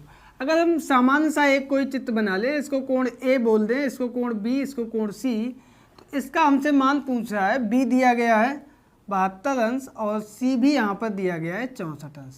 सीधा सा हम नियम लगा देंगे, लिख देंगे चूँकि हम जानते हैं कि कोण A प्लस कोण B प्लस कोण C बराबर 180 अंश। त्रिभुज के तीनों अंतःकोणों का योगफल 180 अंश होता है। कोण B की जगह पे कोण B का मान 72 प्लस कोण C की जगह पर C का मान और A की जगह पर हमने मान लिया वही कोण A बराबर 180 अंश। ठीक है, तो कोण A बराबर 4 और 2 6, 7 तो 6, 6 दूनी 12 1 13, 136 अंश बराबर 180 अंश। तो कोण A बराबर हो जाएगा 180 अंश माइनस 136 अंश। तो कोण ए बराबर हो जाएगा यहाँ पर 44 अंश, और यही हमारा आंसर आ जाएगा। ठीक है, अगले प्रश्न पर चलते हैं। वो हमारा है प्रश्न नंबर 5 कि यदि किसी त्रिभुज की कोणों में अनुपात 3:4:5 हो तो कोणों को ज्ञात कीजिए। ठीक है, तो देखो अनुपात दिया गया है, इसका मतलब इसमें हम एक कांस्टेंट का अगर हम गुणा करें तो यहाँ पर अगर इसको हम a b c दें तो a हमारा हो जाएगा 3x, b हमारा हो जाएगा 4x, c हमारा हो जाएगा 5x। अनुपात में जब भी हम किसी कांस्टेंट का गुणा करते हैं तब हमारा वो मान बन जाता है। ठीक है, तो यहाँ पर भी हम लिखेंगे चूँकि हम जानते हैं कि त्रिभुज के तीनों अंतःकोणों का योगफल बराबर 180 अंश, यानी कि कोण A प्लस कोण B प्लस कोण C बराबर 180 अंश। कोण A है हमारा 3x, B है हमारा 4x, C है हमारा 5x बराबर 180 अंश। 4 3 7 7 5 12x बराबर 180 अंश। तो x बराबर 180 बटे 12, 6 दूनी 12, 6 3 18 30, 2 से 30 में भाग दे दिया 15 अंश। कोणों को ज्ञात करो, तो यहाँ से x बराबर 15 अंश आ गया, यानी कि कोण A बराबर 3x, यहाँ से लिख देंगे x बराबर 15। ठीक है, तो कोण A बराबर 3x यानी 3 गुणे 15, तो ये हमारा हो गया 45 अंश। कोण B 4x, तो ये यानी 4 गुणे 15, तो 15 चौको 60 अंश। और इसी प्रकार से कोण C 5x, तो बराबर 5 गुणे 15, तो 15 चौको 60, 15 पना 75 अंश। तो इस प्रकार से ये कोण A, कोण B और कोण C के मान हमारे निकल के आ गए, और यही हमारा आंसर हो गया। तो बच्चों ये था हमारा प्रश्न नंबर 5, और इसी के साथ हमारी ये एक्सरसाइज कंप्लीट होती है। आई होप कि आप लोगों को वीडियो पसंद आया होगा, एक्सरसाइज समझ में आई होगी। वीडियो पसंद आने वाला आज हम लोग इस वीडियो में कक्षा 6 की गणित की जो दक्षता अभ्यास 13 है उसको हम लोग हल करते हैं। तो बिना देर किए शुरू करते हैं आज की क्लास और देखते हैं आज का प्रश्न नंबर 1। तो यहाँ पर हमारा पहला प्रश्न दिया गया है कि चित्र एक बना हुआ है यहाँ पे, और इस चित्र से संबंधित कुछ प्रश्न पूछा है। वो विकल्पी प्रश्न है, एक सही जवाब होगा, उसमें 3 विकल्प दिए हैं, उसको हमें छांटना होगा। ठीक है, तो सबसे पहला प्रश्न है इसमें कि चित्र में त्रिभुज त्रिभुज ABD, ये वाला त्रिभुज, और एक त्रिभुज ये है CDB, ये वाला, ये त्रिभुज आपस में कैसे हैं, सर्वांग सम है। ठीक है, तो सर्वांग समता का चिन्ह भी लगा है। तो इसको देखकर निम्नांकित वैकल्पिक उत्तरों में सही उत्तर छांटकर हमें बताना है। ठीक है, तो पहला है कोण A का संगत कोण होगा। तो ये कोण जो है, इस कोण का संगत कोण, एक ये त्रिभुज और एक ये त्रिभुज, कौन सा होगा। ठीक है, तो ये जो है ऐसे रखा जाएगा, और ये कोण A का संगत कोण होगा हमारा कोण C। ठीक है, तो कोण A का संगत कोण होगा कोण C, और यही हमारा आंसर होगा। एक बार फिर आप देखो यहाँ पे ध्यान से, ये दोनों त्रिभुज सर्वांगसम होंगे, तो ये भुजा बराबर होगी इस भुजा के, ये दोनों भुजाएं उभयनिष्ठ हैं, और ये भुजा बराबर होगी इस भुजा के। ठीक है, ये कोण इस कोण के बराबर। अब ये कैसे रखा जाएगा, ये AB इधर आएगा, तो इधर कहीं B होगा, इधर होगा A, और ये जो D है ये यहाँ पे आएगा इस तरीके से। ठीक है, तो ये कोण A के संगत कोण होगा कोण C। दूसरा कह रहा है कि भुजा AB की संगत भुजा है, AB ये है और इसकी संगत भुजा ये कहाँ जाएगी, AB की CD। तो ये आंसर है इसमें पहला विकल्प जो है CD, ये हमारा सही होगा। ठीक है, आगे प्रश्न कह रहा है AD की संगत भुजा। AD देखो यहाँ पे कहाँ है, AD ये भुजा, और इसकी संगत होगी A ये है, D ये आएगा, इस CB, इसकी संगत क्या होगी, CB। तो ये इसमें भी हमारा पहला विकल्प सही होगा। आगे देखो DB की संगत भुजा। अब ये DB भुजा होगी इस त्रिभुज के लिए, तो इस त्रिभुज के लिए कौन सी भुजा होगी, ये होगी BD। क्या होगी, BD। इधर DB थी तो इधर क्या होगी, BD। ठीक है, तो ये BD, इसमें भी ये हमारा पहला विकल्प सही है। ठीक है, तो ये था प्रश्न नंबर 1। कुल मिला के हमें ये देखना है कि सर्वांगसम में जब ये दोनों त्रिभुज सर्वांगसम है, इसका मतलब ये दोनों बराबर हैं। तो ये बराबर कैसा होगा, इसको ऐसे रखेंगे तो ये A वाला बिंदु यहाँ आएगा, B यहाँ पे आएगा, और जो D वाला बिंदु है ये यहाँ पे आएगा। तो जहाँ पे कोण A है वहाँ पे क्या, कोण C। इसी तरीके से दूसरा AB भुजा, ए बी भुजा ये कहाँ जाएगी, ये ए बी ये है, ये सी डी पे आ जाएगी, ये सी डी सही हो गया। फिर कह रहा है ए डी की संगत, ए डी ये भुजा कहाँ पे जाएगी, ए और डी ये है और ये मेन है सी बी, तो ये सी बी पे जाएगी ये। अब कह रहा है कि डी बी ये भुजा पलट के आ जाएगी इस पे, बी डी पे आ जाएगी, तो ये बी डी है। ठीक है, तो आई होप कि आप लोग इसको बहुत अच्छे से समझ गए होंगे। अब चलते हैं दूसरे प्रश्न पर। तो बच्चों यहाँ पर हमारा दूसरा प्रश्न है कि यदि कक्षा 6 के सभी शिक्षार्थी 4 सेमी, 5 सेमी और 6 सेमी भुजा वाले एक त्रिभुज की रचना करें तो क्या बनने वाले सभी त्रिभुज सर्वांग सम होंगे। तो यहाँ पे देखो जितने भी बच्चे बनाएंगे तो सबकी भुजाएं बराबर होंगी। मान लो ये 4 सेमी, इसने ये 5 सेमी बनाया, दूसरे वाले ने ये 6 सेमी कर दिया।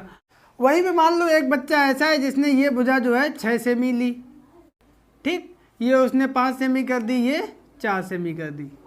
ठीक है, तो यहाँ पे आप देखेंगे दोनों त्रिभुज जो है आपस में कैसे सर्वांग सम है। 6 सेमी वाली 6 सेमी से 5 सेमी वाली 5 सेमी से 4 सेमी वाली 4 सेमी से, इसको ऐसे कर देंगे तो सभी त्रिभुज आपस में कैसे होंगे, सर्वांग सम होंगे। लिख देंगे हाँ सभी त्रिभुज, हाँ सभी त्रिभुज सर्वांग सम होंगे और यही हमारा आंसर आ जाएगा। ठीक है, अगले प्रश्न पर चलते हैं, वो है हमारा तीसरा। यदि त्रिभुज ABC सर्वांग सम है त्रिभुज PQR के, ये है कोई त्रिभुज ABC और ये है कोई त्रिभुज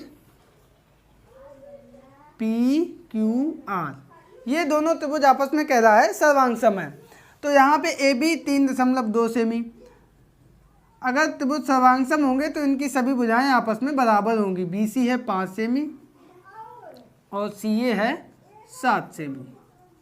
ठीक, तो यहाँ पे देखो AB ये भी PQ होगी 3.2 सेमी, BC ये QR होगी 5 सेमी और AC ये PR होगी 7 सेमी। तो यही PQR की भुजाएं पूछ रहा है, तो यहाँ पे हम लिख देंगे PQ बराबर AB बराबर 3.2 सेमी, QR बराबर BC बराबर 5 सेमी और RP बराबर CA या AC बराबर 7 सेमी। ठीक, RP या फिर PR। ठीक, ये तीनों भुजाओं की माप आ गई और यही हमारा आंसर आ गया। ठीक है, अगले प्रश्न पर चलते हैं, वो है हमारा कि एक त्रिभुज की तीनों भुजाएं दूसरे त्रिभुज की तीनों संगत भुजाओं के बराबर हैं, क्या दोनों त्रिभुज सर्वांग सम होंगे। तो यहाँ पे देखो भुजा भुजा भुजा सर्वांग समता से अगर किसी भी त्रिभुज की तीनों भुजाएं बराबर होती हैं दूसरे किसी त्रिभुज से, तो वो दोनों त्रिभुज आपस में सर्वांग सम होंगे। अगर इस त्रिभुज की ये भुजा इससे बराबर हो, ये भुजा इससे बराबर हो, ये भुजा इससे बराबर हो, इसका मतलब ये दोनों त्रिभुज आपस में कैसे होंगे, सर्वांग सम होंगे। त्रिभुज ABC सर्वांग सम होंगे त्रिभुज PQR के। तो यहाँ पे हम सीधा सा लिख देंगे हाँ और यही हमारा आंसर आ जाएगा। ठीक है, अगले प्रश्न पे चलते हैं, वो है हमारा कि एक त्रिभुज के तीनों कोण दूसरे त्रिभुज के तीनों कोणों से बराबर हों तो क्या दोनों त्रिभुज आपस में सर्वांग सम होंगे। तो यहाँ पे अगर हमने ये कोण मान लो कोण A बनाया 60 अंश, ठीक है, ये भी बनाया 60 अंश, ये भी बनाया 60 अंश, ठीक है, और वहीं दूसरी तरफ हमने क्या किया, एक हमने बड़ा त्रिभुज बनाया लेकिन कोण हमने वही रखे 60 अंश 60 अंश 60 अंश। तो यहाँ पे आप देखेंगे दोनों त्रिभुजों में ये दोनों त्रिभुज के तीनों कोण आपस में बराबर हैं लेकिन इनकी भुजाएं आपस में बराबर नहीं हैं। आपको दिख रहा होगा कि भुजाएं ये इससे बड़ी है, ये इससे बड़ी है, ये इससे बड़ी है। इस सिचुएशन में इनको हम लोग कहते हैं कि ये दोनों त्रिभुज आपस में समरूप हैं। अगर कोण बराबर हैं तो इसका मतलब ये है कि वो त्रिभुज सर्वांग सम कोई ज़रूरी नहीं, हो भी सकता है नहीं भी हो सकता है, हाँ समरूप हो सकते हैं वो त्रिभुज। तो यहाँ पे अगर कहीं भी ये आए कि तीनों कोण बराबर हैं तो क्या दोनों त्रिभुज सर्वांग सम होंगे, इसका आंसर होगा नहीं। कोई ज़रूरी नहीं कि हमेशा दोनों त्रिभुज सर्वांग सम हों, हाँ अगर भुजाएं तीनों बराबर हैं तो वो दोनों त्रिभुज आपस में सर्वांग सम होंगे ही होंगे। ठीक है, तो ये था हमारा प्रश्न नंबर 5 और अब चलते हैं हम लोग अगले प्रश्न यानी प्रश्न नंबर 6 पर। तो बच्चों यहाँ पर हमारा 6वां प्रश्न है कि एक त्रिभुज का एक कोण 130 अंश का है, शेष दोनों कोण आपस में बराबर हैं, इन दोनों कोणों की माप ज्ञात कीजिए। अगर हम यहाँ पर इसको चित्र से समझने का प्रयास करें तो ये लगभग ऐसा त्रिभुज बनेगा। ये कोण अगर है 130 अंश और ये त्रिभुज ABC, तो ये दोनों कोण आपस में बराबर कह रहा है, माना कि दोनों कोण एक्स अंश हैं, ठीक। तो एक्स अंश ये हो जाएगा और एक्स अंश ये हो जाएगा। अब देखो हम जानते हैं, क्या जानते हैं, त्रिभुज के तीनों अंतःकोणों का योगफल 180 अंश होता है, यानी कि कोण ए प्लस कोण बी प्लस कोण सी बराबर 180 अंश। कोण ए का मान 130 अंश, कोण बी एक्स अंश, कोण सी एक्स अंश बराबर 180।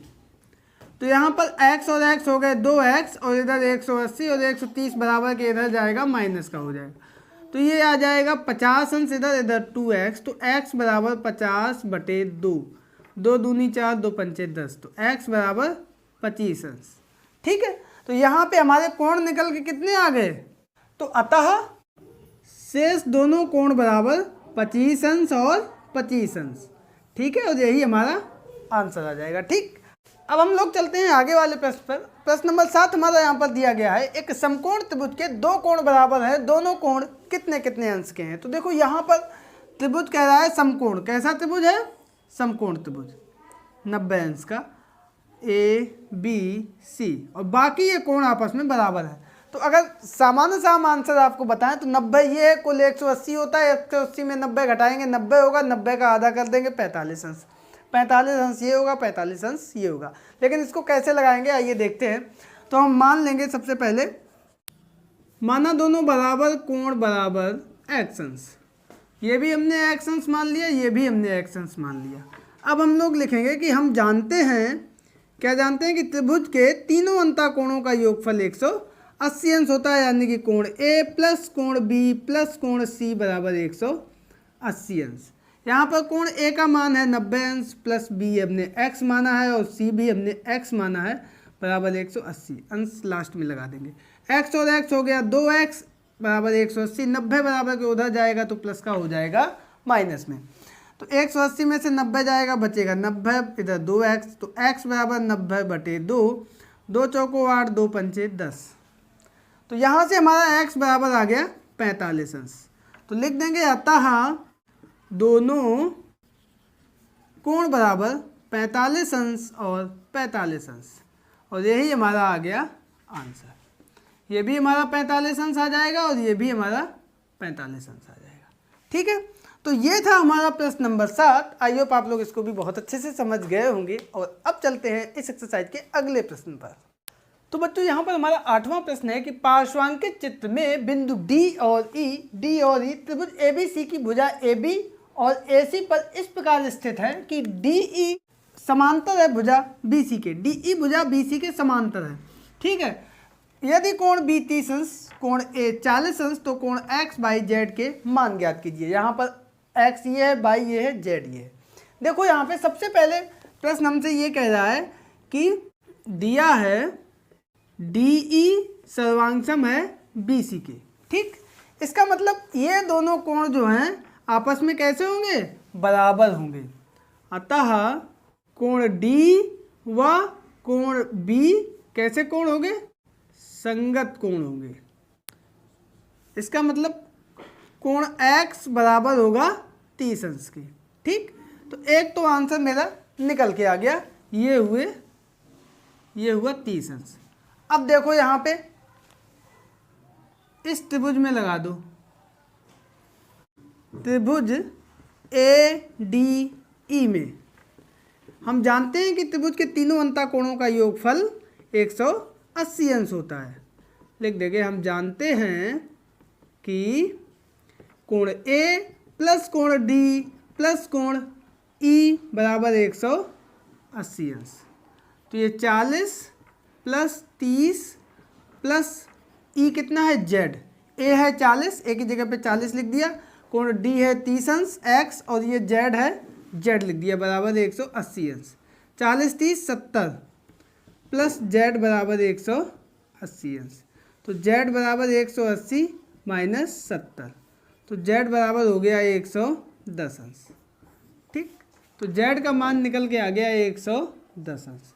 अब यहाँ पे देखो ये कोण और ये कोण आपस में कैसे हैं, संगत कोण है, क्योंकि ये दोनों भुजाएं आपस में समांतर हैं। अब लिख देंगे पुनः, चूंकि DE समांतर है BC के, अतः कोण सी व कोण ई आपस में बराबर होंगे।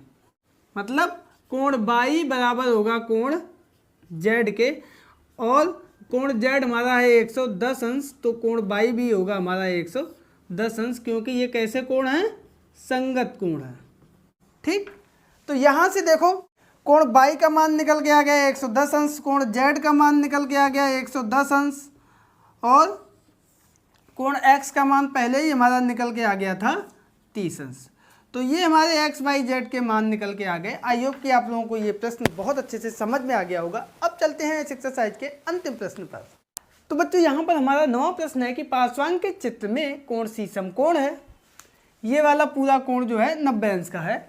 CD भुजा, ये भुजा AB पर लंब है, ये 90 अंश का कोण बना रही है यहाँ पे भी, और कोण A 65 अंश। तो निम्नांकित कोणों के मान ज्ञात करो। इनके मान ज्ञात करने हैं, कोण ACD यानी ये कोण BCD यानी ये कोण, और कोण CBD यानी कि ये कोण। तो देखो यहाँ पे ये 90 अंश दिया गया है, इसका मतलब ये भी मेरा 90 अंश का है। तो सबसे पहले हम ये कोण निकाल देंगे। ठीक है, तो लिखेंगे त्रिभुज ACD में हम जानते हैं कि कोण A प्लस कोण C प्लस कोण D बराबर 180 अंश। कोण A 65 अंश, कोण C हमें पता नहीं है, प्लस कोण D हमारा 90 अंश बराबर 180 अंश। ये कोण C, इसको हम क्या कहेंगे, ACD। कोण ACD प्लस 055 96 15 बराबर 180 अंश। तो कोण ACD बराबर 180 माइनस 155, तो ये 25 अंश आ गया। कितना आ गया, 25 अंश। अतः कोण ACD बराबर 25 अंश। तो एक आंसर तो हमारा ये निकल के आ गया। अब देखो यहाँ पे क्या है कि ये पूरा कोण 90 अंश का है, पूरा। ठीक है, यहाँ से लेके यहाँ तक। तो ये कोण जो 25 अंश आया है वो 90 में से घटा देंगे, तो लिख देंगे अब कोण BCD बराबर 90 माइनस कोण ACD। तो 90 माइनस 25, तो ये कितना आएगा, 65 अंश कोण BCD। अब यहाँ पे कोण BCD भी हमें पता चल गया 65 अंश। ये हमारा है केवल इतना कोण 65 अंश। अब यहाँ पे देखो ये 90 अंश, ये 65 अंश, और ये हमें निकालना है। उसी नियम से निकाल देंगे। यहाँ पे लिख देंगे त्रिभुज DCB में पुनः हम जानते हैं कि, क्या जानते हैं कि कोण D प्लस कोण C प्लस कोण B बराबर 180 अंश। तो यहाँ पे D है 90 अंश, C है 65 अंश, और कोण B हमारा, इसको हम क्या लिखेंगे, CBD, जो हमसे पूछ रहा है। कोण CBD बराबर 180 अंश। ये हो जाएगा 155 प्लस कोण CBD बराबर 180 अंश। कोण CBD बराबर 180, और ये 155 बराबर के इधर जाएगा, माइनस का हो जाएगा, तो ये आएगा 25 अंश। तो यहाँ से हमारा कोण CBD निकल के आ गया 25 अंश, और यही हमारा आंसर है। तो ये भी हमें पता चल गया। ठीक है, तो ये तीनों मान हमें पता चल चुके हैं, जो कि हमारा है आंसर। और इसी के साथ हमारा ये प्रश्न और ये एक्सरसाइज कंप्लीट होती है। आई होप कि आप लोगों को ये वीडियो पसंद आया होगा। एक्सरसाइज पूरी बहुत अच्छे से समझ में आई होगी। वीडियो पसंद आने पर इसको लाइक करें, दोस्तों के बीच में शेयर करें। चैनल पर पहली बार आए हैं तो इसको सब्सक्राइब करके ऑल नोटिफिकेशन प्रेस कर लीजिए। मिलते हैं अगले वीडियो में एक नई एक्सरसाइज के साथ। तब तक के लिए नमस्कार।